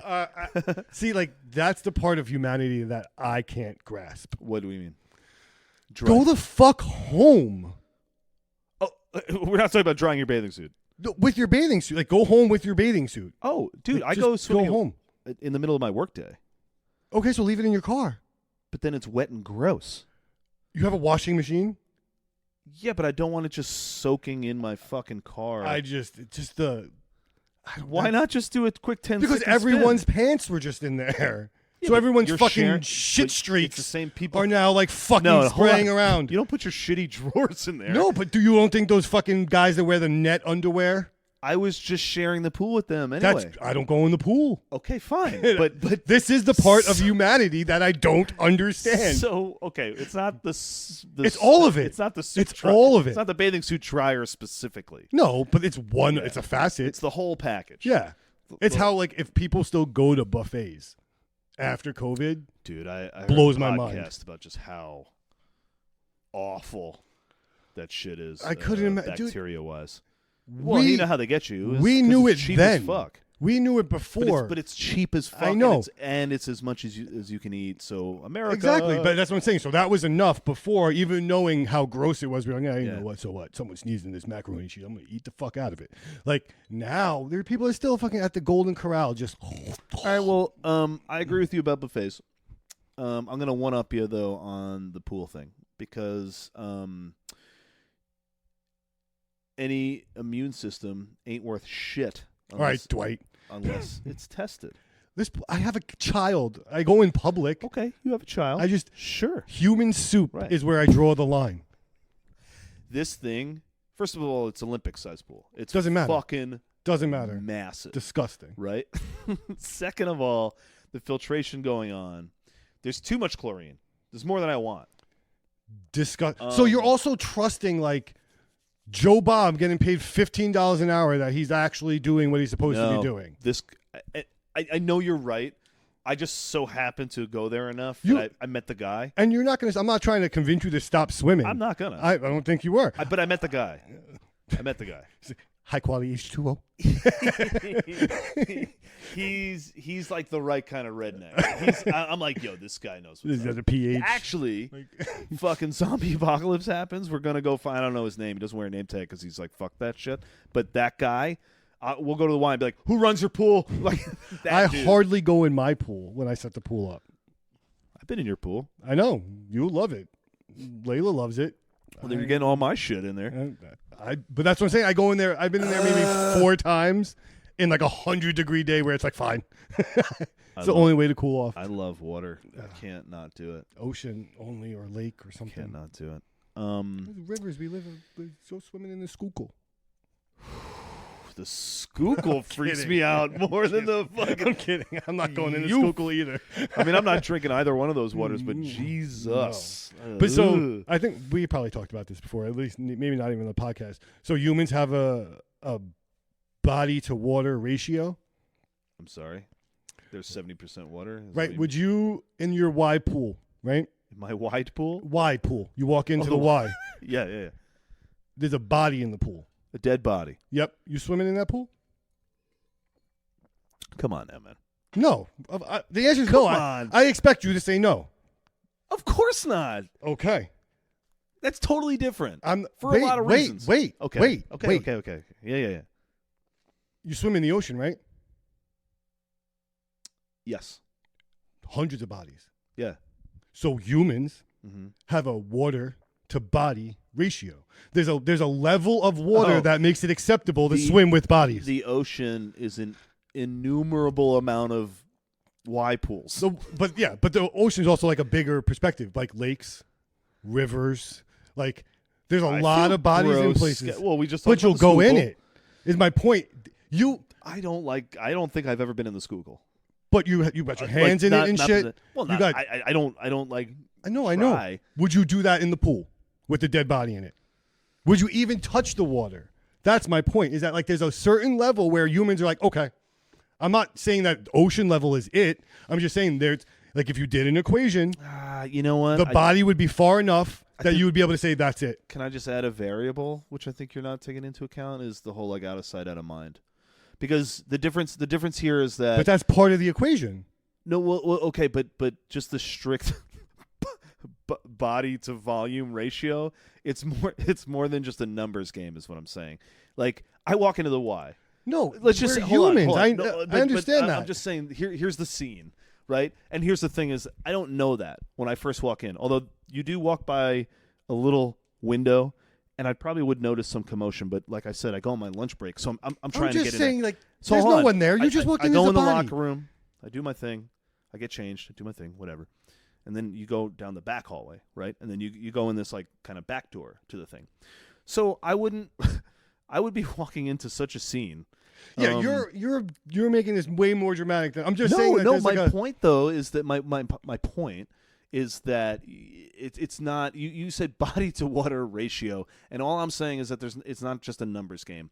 In the Schuylkill, if someone died fucking 20 miles upstream, I don't know that. You do know that. I guarantee you someone died in the river today. Like, I guarantee you there's a body in that river today. Well, somewhere along the entire Schuylkill, there's someone in the river. I think someone drowned. I think you got to prove it.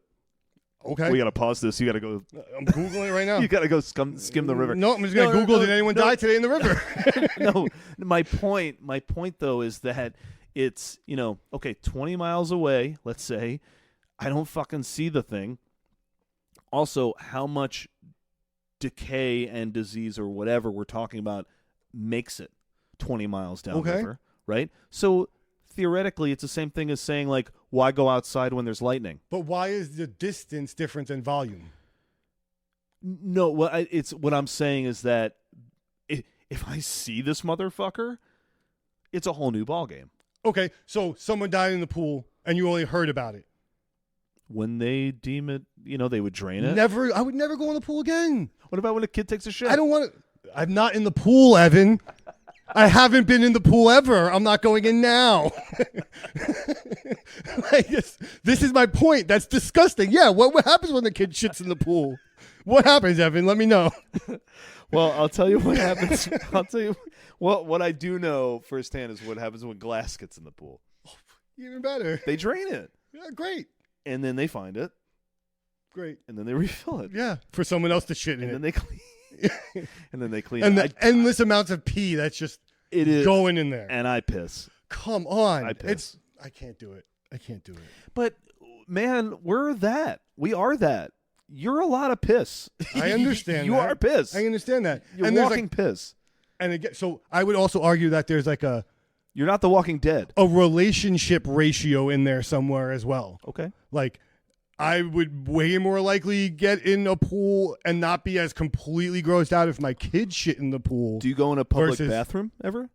Yeah. You're breathing in piss and shit. Yeah, I know it's gross, but I can't pee in the fucking. If I have the option to pee outside, I pee outside. Yeah, but 100% of the then time. why don't you put on a mask every time you go in a public bathroom? Because that's absurd. Okay. So yeah. That's like pools are not necessary. Well, No, they're not necessary. mean- I don't go in them, and I'm okay. If I didn't but go in public bathrooms, you could piss out the door. I'd have a lot of tickets. Like, I'd have a lot of repercussions Or for urinary pissing and tract shitting infections. everywhere. Well, yeah, get a fucking bag. yeah, but then it's next to I me. mean, if you want to talk about necessary, just piss in a bag. There's a lot of things I would do. First of all, I don't even go to public bathrooms that much. I have to worry about You it. took a piss at Root today. Town? Yeah, I like the single bathroom. but it's one person's bathroom, so at least the illusion of Yeah. like cleanliness is there. Right. We should probably talk about Yeah, zombies. Yeah, in pools. That if I walked in to the Y to go for a swim, I think more than a dead body. Not that I would jump in with the dead body, but if I saw some motherfucker like walking around at the bottom, just like let's say a lifeguard turned into a zombie and then fell in, and they're just Arguably, some of those old guys. and I'd be like, it's been a while. I don't see a breathing apparatus. Nope, no bubbles, What's nothing. happening here? You know when I really feel it over there? The sauna. The sauna is gross. Feel what? Oh, yeah. Or rather, wait, which one is the? No, not the sauna. That's the hot room. Yeah, That's hot and dry. but be with The people in there. The steam room. The steam room. Because it's just hot, wet vapor. And that is everything bacteria wants to thrive. It is I can't believe this shit still exists. It's a bacteria fucking trap. Crazy. But again, just pointing out the part of society I don't understand. Yeah, I don't. People do Stuff you should know. Podcast. Josh and Chuck were talking about neti pots. I forget what the episode was. Somehow neti pots comes down the pike, right? Josh is paranoid as fuck. He's like, I boil the water for 5 minutes, then I boil the neti pot, then I boil the water again, and then I, whatever. Like, he goes nuts. And now I don't fully agree with Chuck on this one, but he's like, I put tap water in there and I heat it up and then I'm good to go, right? But he did bring up a good point, because so Josh says, he's like, what happens when you get a brain parasite or some lukewarm, whatever shit up your nose, right? Even just infections you don't need. Right. And Chuck is like, well, and what I just said to you before was me totally ripping off his point of what he says to Josh. He's like, yeah, but like, lightning storms happen. It doesn't mean I don't leave my fucking house or I go in my basement every time there's lightning, But I try not to. Like, that's the thing, is like, I'm not walking around with a metal pole. But we know not to, like, but like, again, you wouldn't just like put yourself in the danger unnecessarily. No, like, you're not just like, oh, it's raining and it's thundering, I'm gonna go stand out here. No, so that's what inhibits me from, because lightning is fucking beautiful. Yeah, I'll sit out and watch it. It's the rain that. But I'm keeps under me inside. Like a awning. Yeah, made of metal. Well, it's grounded. Yeah. Yeah. I'm just saying it's the inconvenience of getting wet that keeps me away, not the fear of getting struck by lightning. See, I'm scared of getting struck by lightning just walking around outside. Yeah. It happens, like, a lot. But not statistically, like, the odds are not. Yeah, but it happens a lot because there's billions of people on the planet, but it's but like, that's like a weird way to like just like be invincible. Like, why would I don't think it's that. Like, I don't think it's that. I don't think I'm invincible. Yeah, but you're like, that's literally playing with like fire. I will even give you, which I didn't want to admit before, but I will give you that. Anytime I first start going back to the pool, if I took a certain amount of time, it goes in your mouth. I'll get sick. Like after not sick like throwing up or anything like that. I'll have a cold or something like that if I go a few times, but then I work that shit out, and that doesn't happen to me anymore. Like, until you go and the bugs evolve. Yeah. Well, sure, but when I first started going back to the pool, that happened, and now I've been going regularly for months, and I haven't had any of that. Yeah, I'm not even worried about getting like sick like that. I just think pools. No, I'm just saying, like, there is. I know. You're not wrong. Yeah. And I'm not trying to say I'm not susceptible. I think it's just like, and shit. This does really work well into the conversation we're having of like, World War Z is meant to be like, there's no question. There's no degree of, this is like, yeah, we talked about, of course, initially governments, societies, whatever, would be like, fuck that. Well, it's undeniable. Like, that shit has gone but once off it's the rails. Armies of the dead. Yeah, it's pretty clear. And once you realize you're in a real life or death, there is no debate of like whether or not pools are going to kill you. Yeah, like, it's like, this is it. At what point do, that's when you see real humanity come out. I think a couple things quick, because we spend a lot of time talking about pools. I really liked a lot of the international stories. So China has always been considered a very closed up, don't show any weakness, very like authoritarian regime, right? And a main storyline in the book is that the Chinese Navy, one submarine, I don't know what you call them, crew, platoon, battalion, crew, whatever, squadron thing, group, gaggle, go rogue. They're like, fuck this noise. Yeah. We see what's happening up there. We're on a nuclear sub that can last for a long ass time. Fuck them, right?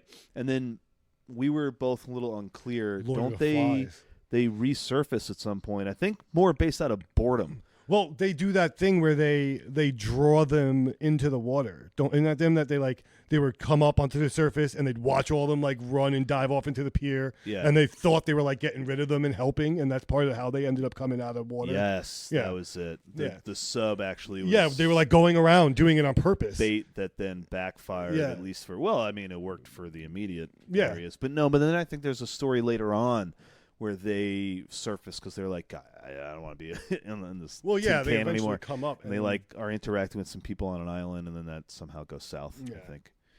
And one more I want to say. Mhm. My favorite by far is, and it's a kind of a combination. I think he does them one after the other. I want to say the first story is the blind samurai, or he's a.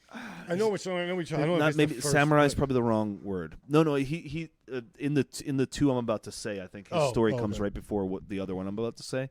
And samurai is the wrong word, but he definitely is former Japanese military. Or a martial artist of some sort, but blind, and he goes to the woods and is just using a katana Yeah. and just slicing motherfuckers up, That's right? he talks about them coming at his legs. That's the guy. That's the guy. No, because he's He would talking hear about how them he's and describing feel it. them. That's what I thought that part was really cool. How he Yeah. describes them like, and I think even the interviewer makes a commentary saying like, he's viewed this whole thing differently. The blind guy, like, because his world hasn't changed, just like the things in it has. Like, so like for everyone else, visually everything is completely different and whatever. So for him, he's still relying on sound and like to interpret his environment. Right. So, there's a little bit of a commentary, I believe. And I imagine too, you don't get the same effect. Like imagine seeing some undead herd. Yeah. That would strike fear in any Yeah, like he doesn't group. get Like to he doesn't like have that. he just right? gets the fear of like it's gonna get me, which also is fucking He's terrifying. lived well. I would assume too, and I really don't want to make any assumptions on. I'd love to hear if there's any listeners that Visually are blind impaired? and have visually impaired and have like more insight on this. But I imagine your whole world is probably a lot. I almost want to say smaller or more, in the immediate, right? Because like you're not being distracted, and not to say you can't hear things I far think that off. you would but learn just like our eyes learn to focus. Like if I'm looking at that, I'm not looking past that. Right. I think your ears would eventually be like, okay, that's not necessary sound. Like this stuff is what I need to pay attention to. Well, and your I mean, sight people sort of redo it naturally too. is like the stuff far away is blurrier. Yeah. And the stuff, so Yeah. But I thought that was a fucking awesome storyline, and then it's followed by, it's this. You're talking about the apartments, and again, it's in Japan. It's this like I think fat, but definitely nerdy gamer. That hasn't left, right? He's one of these people who's just been playing, let's say, like World of Warcraft for the entire time. That's one of the last stories, I think. Is it? Because he talks about he has he's been playing, and then he didn't even know until his mom didn't bring him dinner, and then the first night he's like, whatever, like she forgot, Right. and he doesn't even get up, he doesn't eat dinner, Yeah. and then like it keeps happening, and then he goes out and realizes like Right. Which is crazy too that he just has this mom that is just like doesn't care that he doesn't leave his fucking room. just brings him up and like Day slides him a after day plate after under day. the door. Right, exactly. Yeah. Until it just doesn't go. And he then goes from being like the most physically inept person on the planet, essentially, to he scales the outside of the building. He climbs Very down clumsily. the building. Yeah. It's a long way down. And then finally like hits the floor and everything he's going through. And long story short is he meets up with that guy. The two of them end up teaming up. Yes. And he's talking about Maybe that it's dude him. from his point of view. Maybe it's him who says that then. With the crawling. About the blind being like his aspects from like his perspective of being blind. Maybe, yeah. But the blind guy like teaches him his ways, and he essentially Yeah. becomes his Padawan in World War Z. So I thought that was cool. All right, so we have to talk about the Rediker plan. So this is what turns the tide, and I think it's going to be one of those sad but true type scenarios of like very often the worst thing or the most callous, unemotional thing is the hard decision. Is the effective thing. So there's this guy Paul Rediker. I forget, he's like famous in South America as far as being like a government something or other. His biggest thing though is that he was very pro-apartheid and had been coming up with different ways and means of enforcing apartheid. Uber mega racist, dude, right? Also, they kind of paint that picture to show that he's like cold and calculating to a fucking T. He is holed up in like a cabin somewhere, and I think eventually the government is like, this is the guy for the job. And they reach out to him. And he has this plan, which is the Rediker plan, and he's not going to move forward with it until somehow like Nelson Mandela comes out of like retirement or out of the bunker and is like, I support this. And the only fact in this timeline that go keep going, don't listen to me. Before he died in prison, you mean? Yep. Yeah. I'm gonna get that other beer as soon as I stop saying this. That what's it called? In the fact that like Mandela, who like in reality and in just like ethos is his complete enemy, is like embracing him as a hero for this thing, completely changed his life. I was making a joke before, he goes from like Cassius Clay to Muhammad Ali, changes his name to a very traditional African name, and goes all in, right? The Rediker plan, at its base form, is essentially you have your core group, probably your government, and your safe zones, and then you find your other pockets of civilization, or you decide on these areas strategically.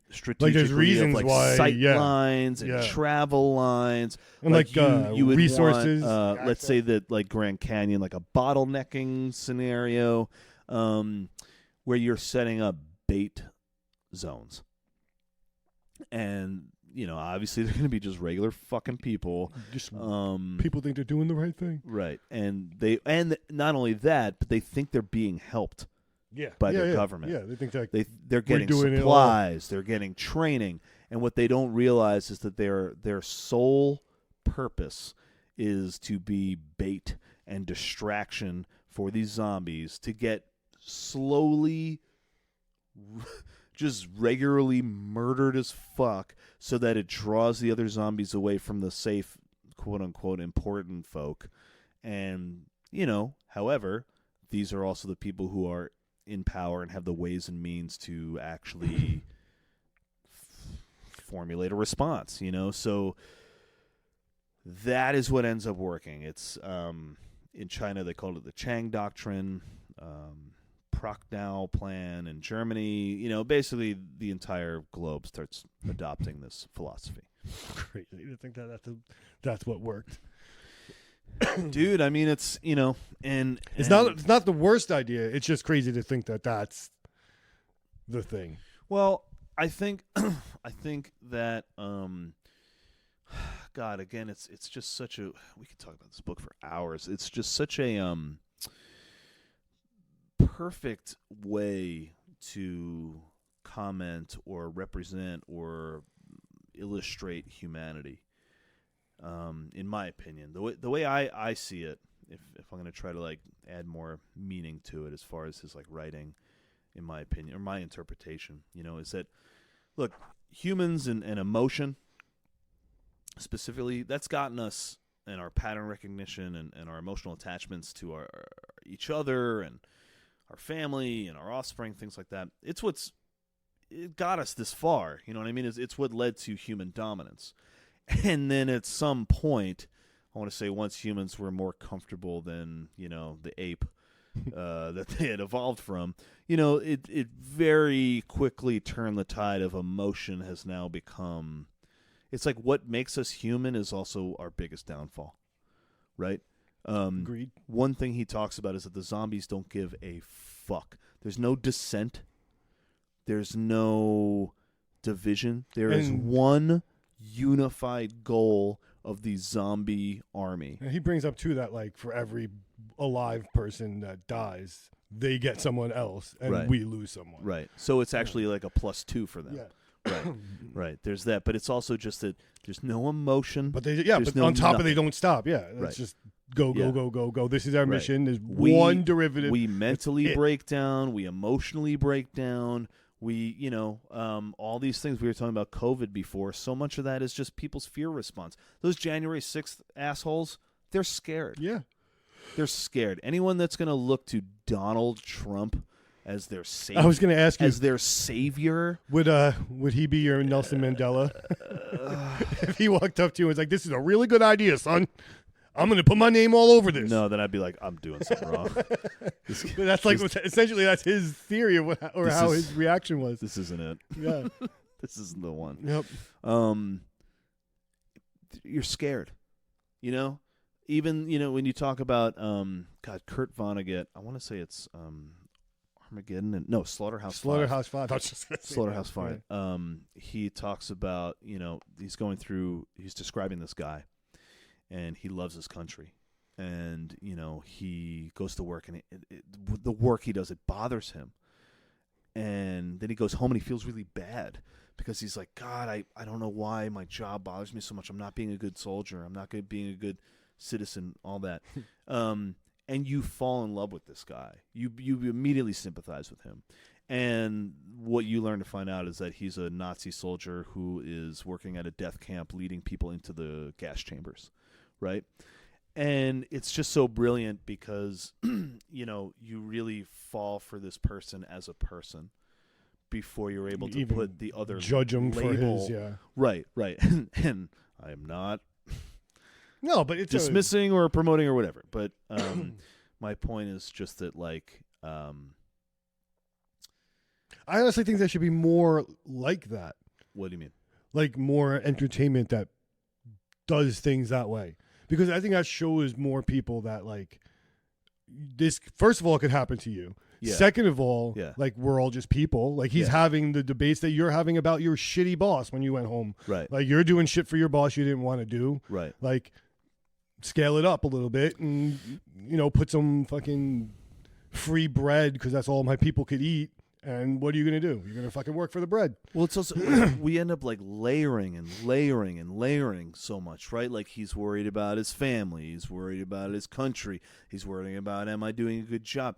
We are so inundated with like ways and reasons to feel this way about ourselves. Where like, look, if you're asking me, like I am not somebody who would say like Redeker plan, go.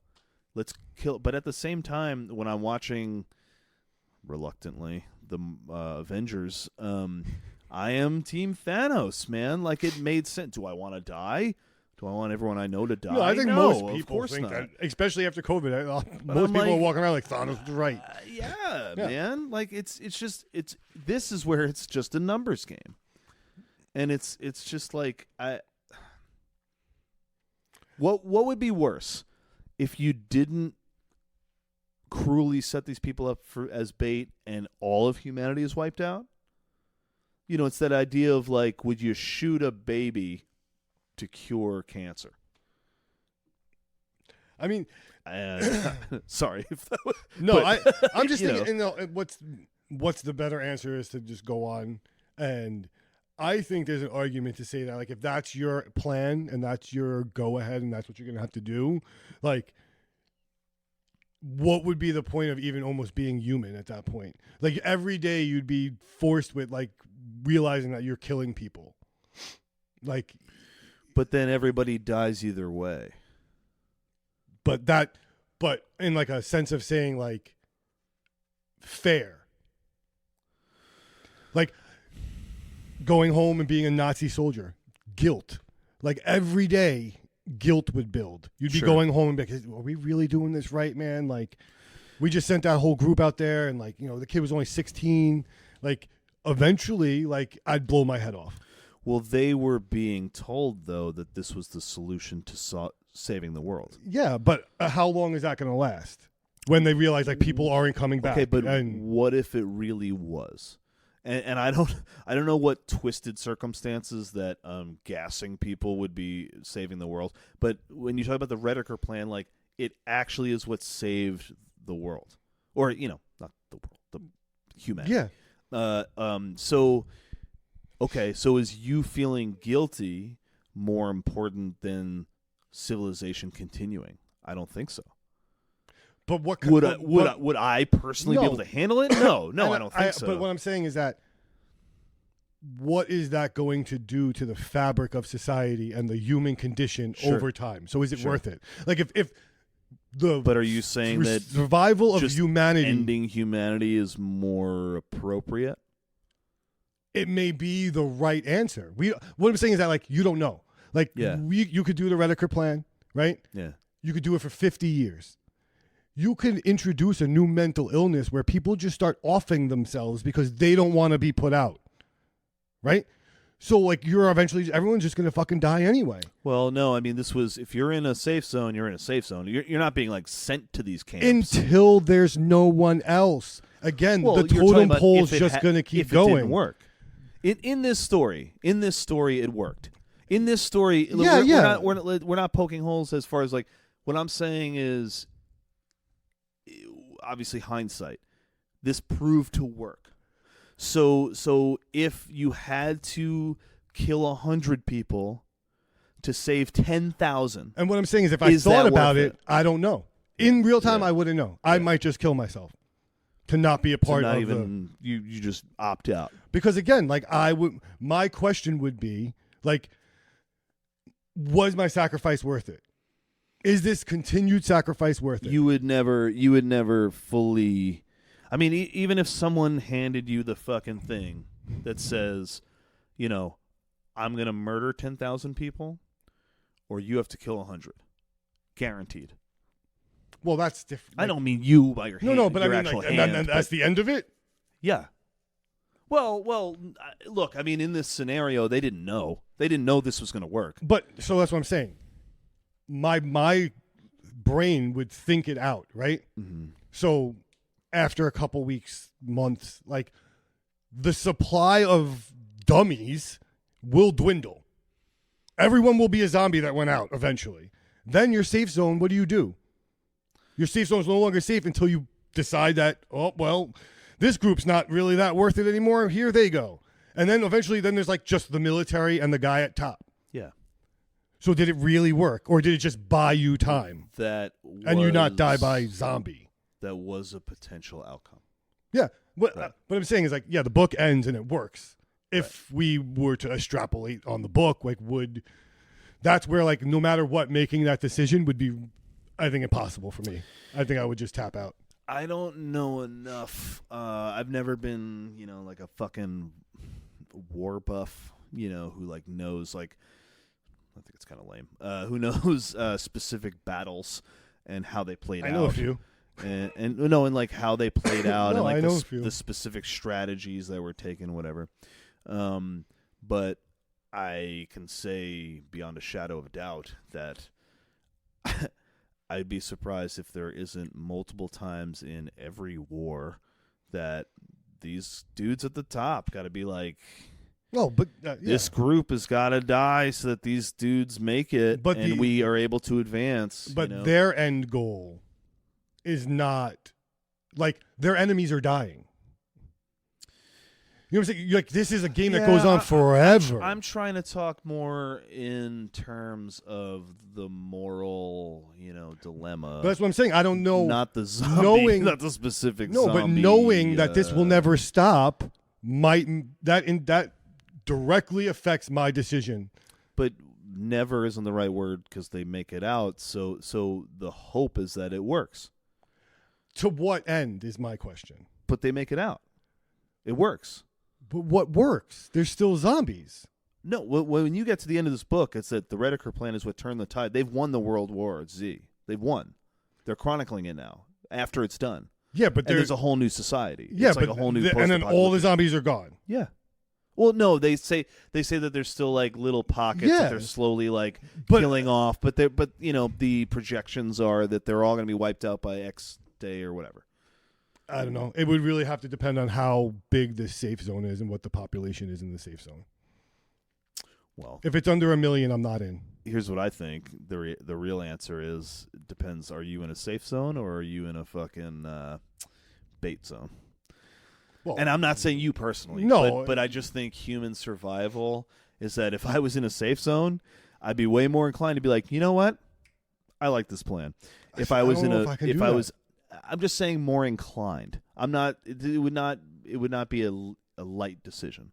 But if I was in a bait zone, I'd be like, guys, absolutely not. This can't. This is not. Yeah, this no is not matter a fucking what. way to do this. Yeah, yeah. I just think it comes down to, again, you know what? It's kind of like your dead body in the river versus your dead body in the pool, right?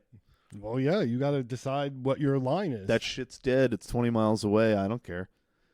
See, but I care. Yeah, you care. Yeah, see? You care too much. Yep, I guess so. That's the problem. Oh, well. You're dead. Yep. Yeah.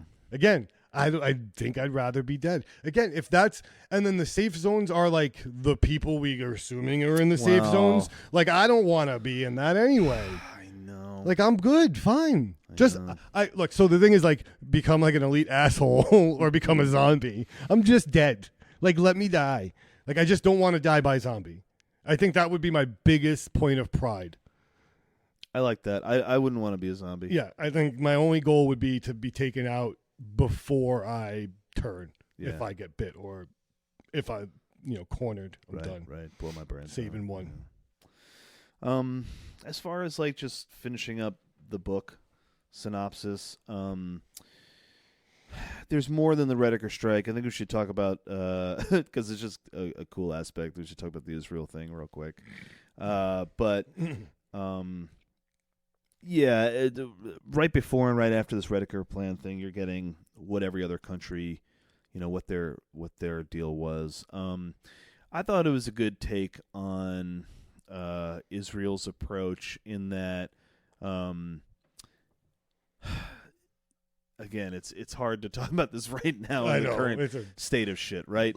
Excuse me. But if we could try to objectively just look at it from the point of view, just through the scope of the book, right? Of Israel, you're talking about descendants of, World War II, post-Holocaust, and you're also talking about, and I am not talking about the right or the wrong, the should or shouldn't, whatever. I'm just talking about what is.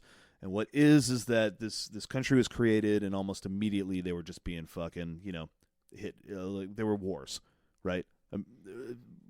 Immediately there was conflict, right? Armed conflict, right?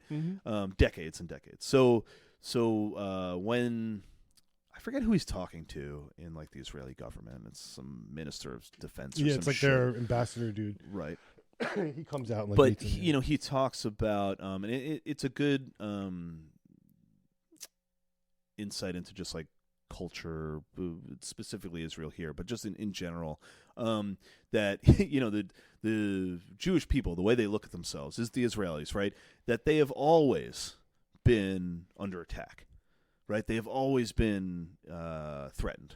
That's kind of you know as much as I do. Growing up Jewish, like they've been expecting it. Right, or just you always have to be expecting the worst kind of thing. And so as soon as they heard a fucking inkling, right, you find out later, but you what you learn is that as soon as they heard anything, they were like, zombies, put it up, and they Lock just start the building door. this giant fucking wall around the entire country, which holds. In the movie, it doesn't. In the movie, they get over it, don't they? Yes, in the movie they get over it ridiculously. Yeah, and we're not talking wall like outside of we're talking like stories. Yeah, it's like high. a Great Wall of it's China. like a giant It's like building around the whole fucking Yeah. country. Yeah, and they scale it like it's or maybe nuts. it's not even the whole country. It's like most of it. It's like a main city. yeah, area, Jerusalem yeah. and out, but like and just that idea that people who I want to say it's kind of a theme of the book. Everything gets flipped. So people, and again, I'm talking about the way that these people are represented and how they see themselves. People that were seeing themselves as perpetual victims were able to react in kind, right, and appropriately, right? Yeah. Immediately seeing this is like, oh, there's a new threat. We're fucking protecting ourselves, right? Whereas other societies, such as like America, which had more hubris and ego, they go down to Yonkers and they're like, It's yeah, just- we they got just wanna fucking shoot heat-seeking missiles and Yeah. shit and all they this. don't have and heat. Right, exactly. Yeah, and they are just completely fucked. Yeah. I thought it was just a really cool. What's another one? Obviously, the Chinese sub becoming more like sympathetic and democratic is kind of completely against, what you would think of now. There's a few. Religiously, there's I think it's in Russia. They start to do these things where, like, they talk about the decimations, which I think that was in World War II. I'm not sure exactly.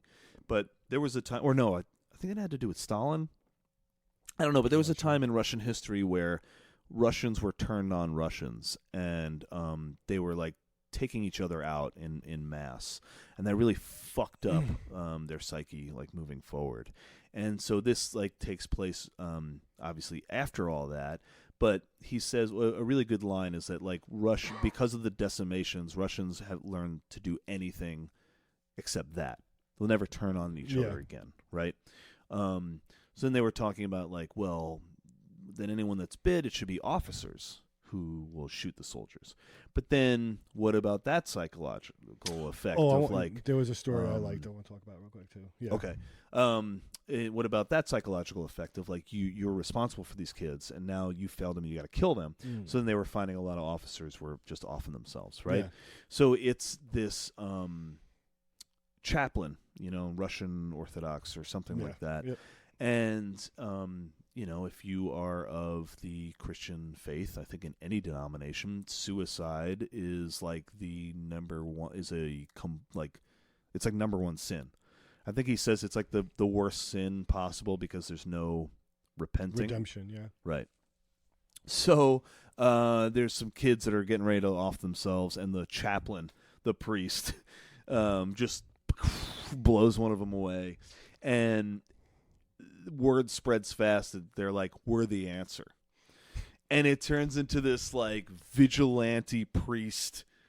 He goes around. He has to convince them. And it's not just him, though, but it, He has but to it like, convince the spreads other like ones. wildfire, though. Because he talks about, like, how you're saying with the sin. He has to try to explain to his brothers that, like, Right. we're sending souls to hell willingly. Like, we're feeding the devil's army. And, like, that was his way to convince them to be like, if we're the shepherds and we take them and they're not killing themselves, it's not a sin. We're releasing so their they'll go to soul. heaven. Yeah. Right, exactly. And then so priests just turn into executioners, essentially. I thought that was really cool. That's also, like, I don't know if he got this. I mean, it's similar. The Salem's Lot book, the novel. And there's another tie-in with the Dark Tower of Stephen King, where, like, essentially that's what the father does. Like, he turns and he's like, I know what I have to do, and he becomes like a vampire killer. But it's in the same vein of, like, if I, like, sit back, I'm watching my flock die. Right. And I'm sending them all to hell. And, like, I've swore myself to send as many people to heaven as I can. Yeah. So he does, like, and he turns badass like that and goes, like, rogue priest. Again, dude, it's like the mental gymnastics that we have to put ourselves through in order to do the, let's say, logical thing. God, it's just the whole book is how humanity just sort of is its biggest weakness, Like, and then ultimately its biggest strength. Like you, but you still, we're not talking about just isolationist and should be wiped out. I think that you find, like, as the book is going on, that you start to get more heartwarming stories. You start to get more stories of redemption and survival and how people come together and of camaraderie. Yeah. And Well, it's also the human genius. He does pick up a lot of, like, little intuitive knowledge from every group. Like, he finds out a little bit about, like, how everyone survived, or how, like you were saying, like, a culture survived, like the Russians. So he wraps up a nice little world culture tour. Yeah.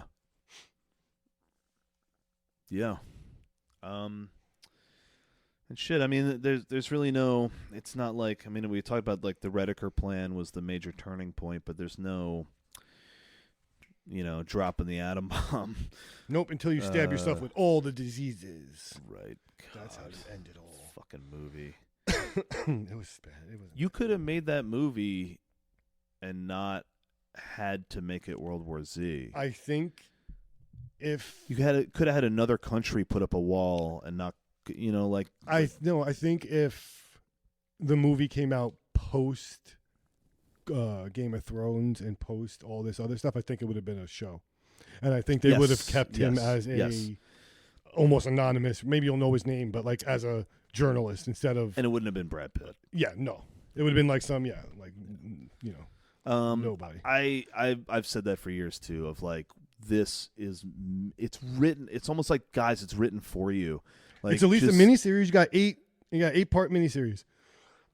Yeah, and you can do it as interviews. Yeah, they sit down in front of the camera, they start telling their story, and then you get into show it. the visuals. Yeah, right. It would be fucking dope. Yeah, totally. Let's do it.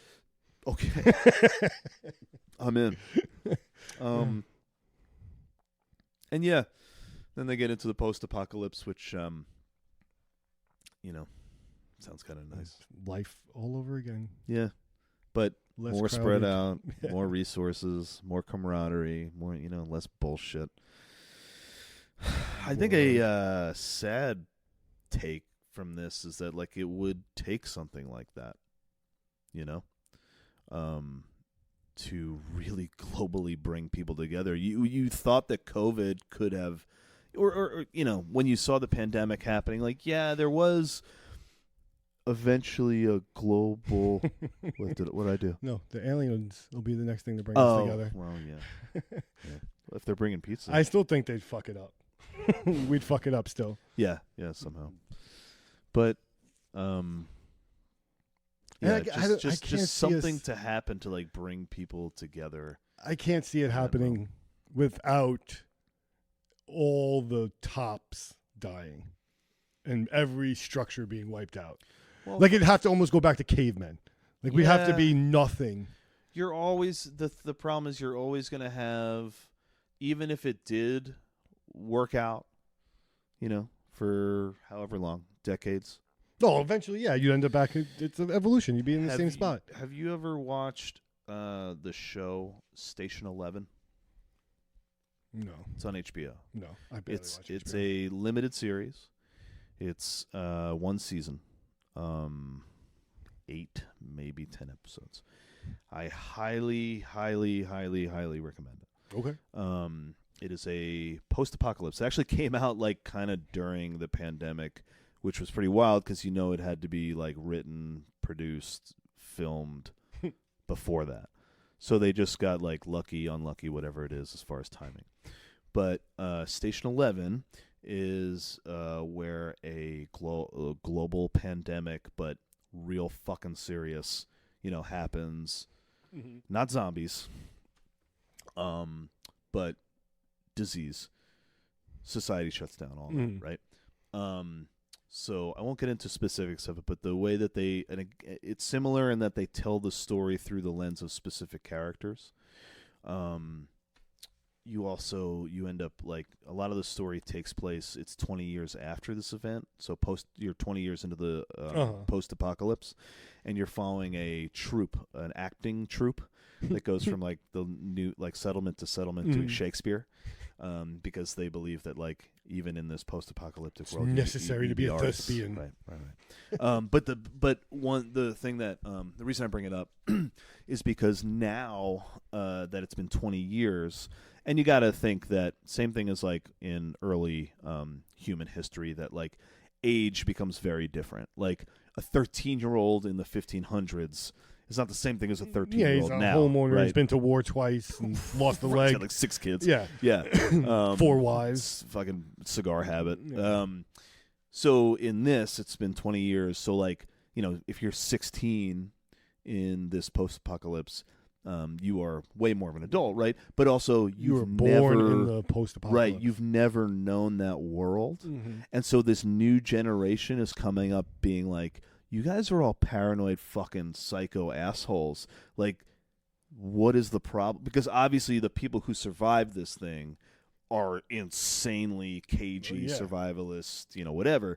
And this new generation coming up is like, and it's so funny too because they're coming from a place of like love and progression and social acceptance, and you almost want to be like, I get it, right? It's a lot of the ideals and values I like think that I hold, and yet you're like, but guys, you don't understand. It didn't work. This was like you don't know what they know. Yeah.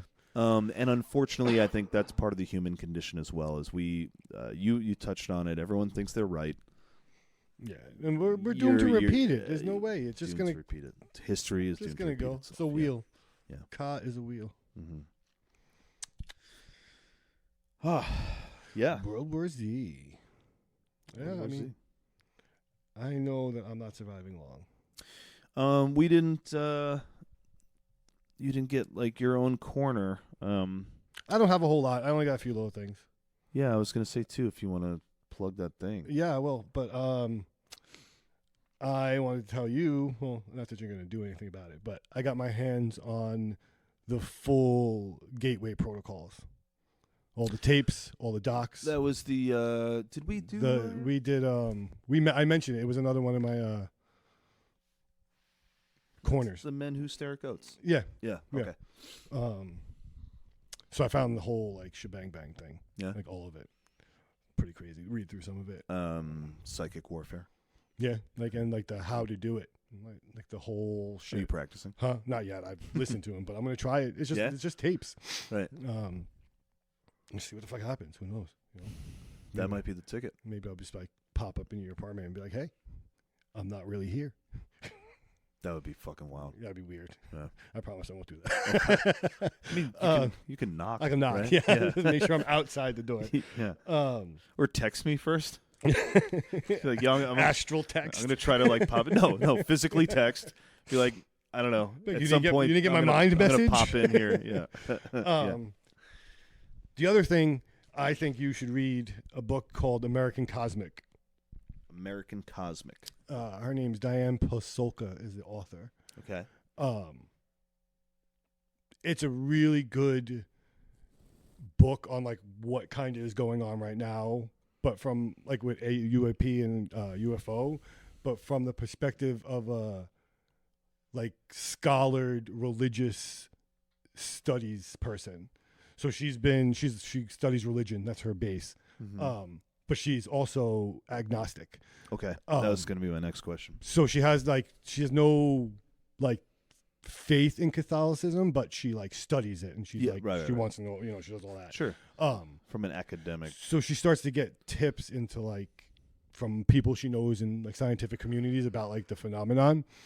And the book is about how like she gets a few contacts and she goes through and she gets some information, and she does a really good job of not talking about it like she's on the hunt for the existence of aliens.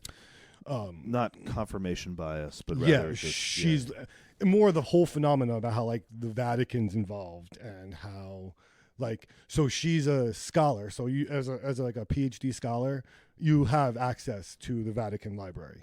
Like we don't, but if you're a scholar right. and you can prove that like this is for, scientific purposes, they give you the keys.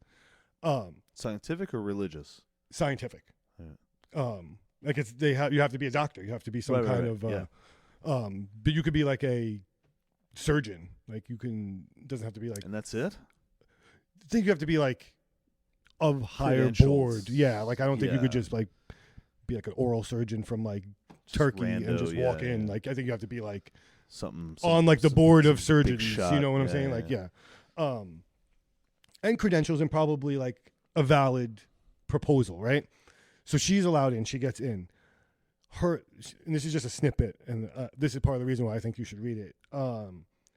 She's worried the whole time she's with the Vatican, and she's going to the Vatican, because she's concerned if they find out what her like side studies are, that they'll kick her out. Like, so if they find out that she's interested in studying the aerial phenomenon, that they'll be like, "You're not doing this in the fucking church." Right. That gave her extra access. They want to know. They know a lot. So she alludes to the fact that But like why would they let her in on it?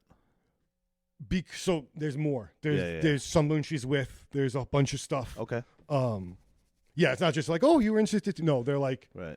once they find out who she's with and what she's interested in, they like are like, okay, here. Well, they probably want to use her as an asset. Potentially, and that's part of the book too, is that and she writes a second book where that's more of an issue. But she's aware of that, and she's very conscious of not being used Yeah. by anybody. Yeah. So I think it was just a really good like view on this whole shit from someone that's not just going to be like, hey man, they exist. Right. So that was cool. American Psychic. Cosmic. American. Probably get a different book. Yeah. Yeah, American Cosmic. Yeah, Diane Pastolka. I'll send you a link if you Cool. want it. Yeah. On that note, drum roll. It's going to pitter out, though, at the end.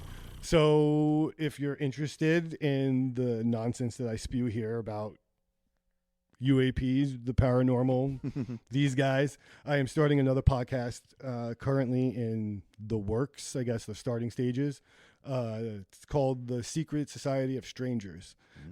Essentially, I put together a group of crazy people like me on Reddit. The SSS. Yep, SSOS. SSOS.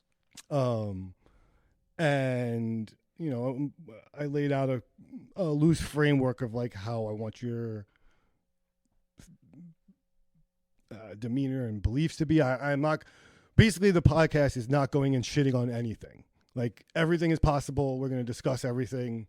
We're going to talk to some guests. We're going to have some like people on and different various things that have had stuff happen to them or specialists or whatever.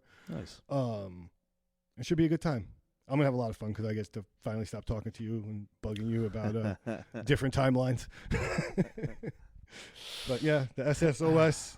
You get check it out. Friendlier crowd. Yeah. Well, Christy's happy too because she's no one wants to hear me all the time. Stop telling me about it. No one cares about Zeta It Reticuli. doesn't pay the bills. Yeah, pretty much. Until it does. Until it does. Yep. Until it does. Yeah. I'm working on it.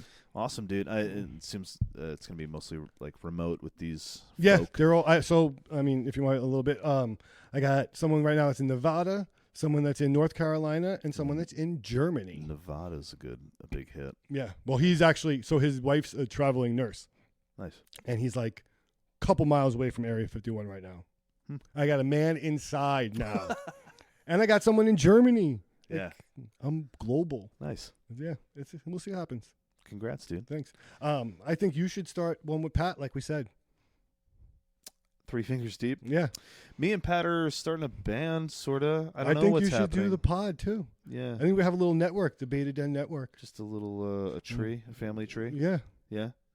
And then we have like a once a year we do everybody all together. Like a vacation, yeah. We go like to a cabin Yeah. and do one big. Pat would hate that. I'm not a huge fan of it either. As long as there's no pool. No, but I think you guys would have a great podcast.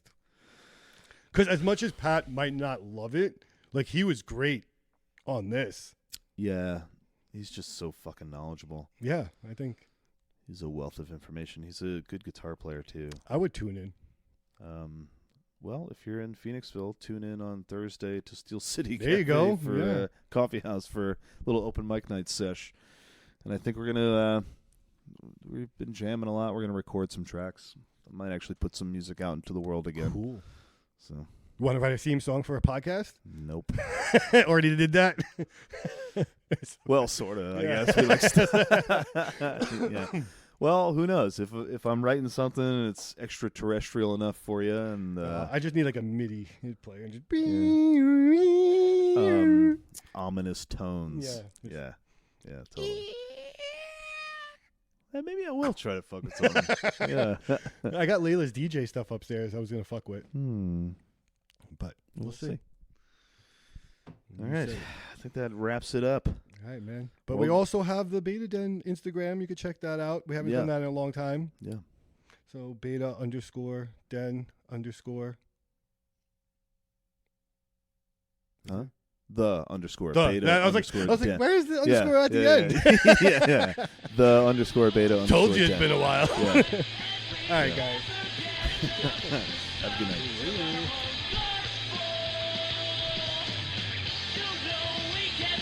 The Beta Den Podcast is an independent podcast, recorded, edited, and distributed by us. Any support is much appreciated. Please like, subscribe, and rate us. It really does help. And be sure to follow us on social media. You can find us on Instagram at _beta_den, TikTok, The Beta Den Podcast, Reddit, The Beta Den -podcast. To submit stories, comments, or questions, please email us or leave a voicemail at betadenog@gmail.com. Thank you so much. You really are appreciated.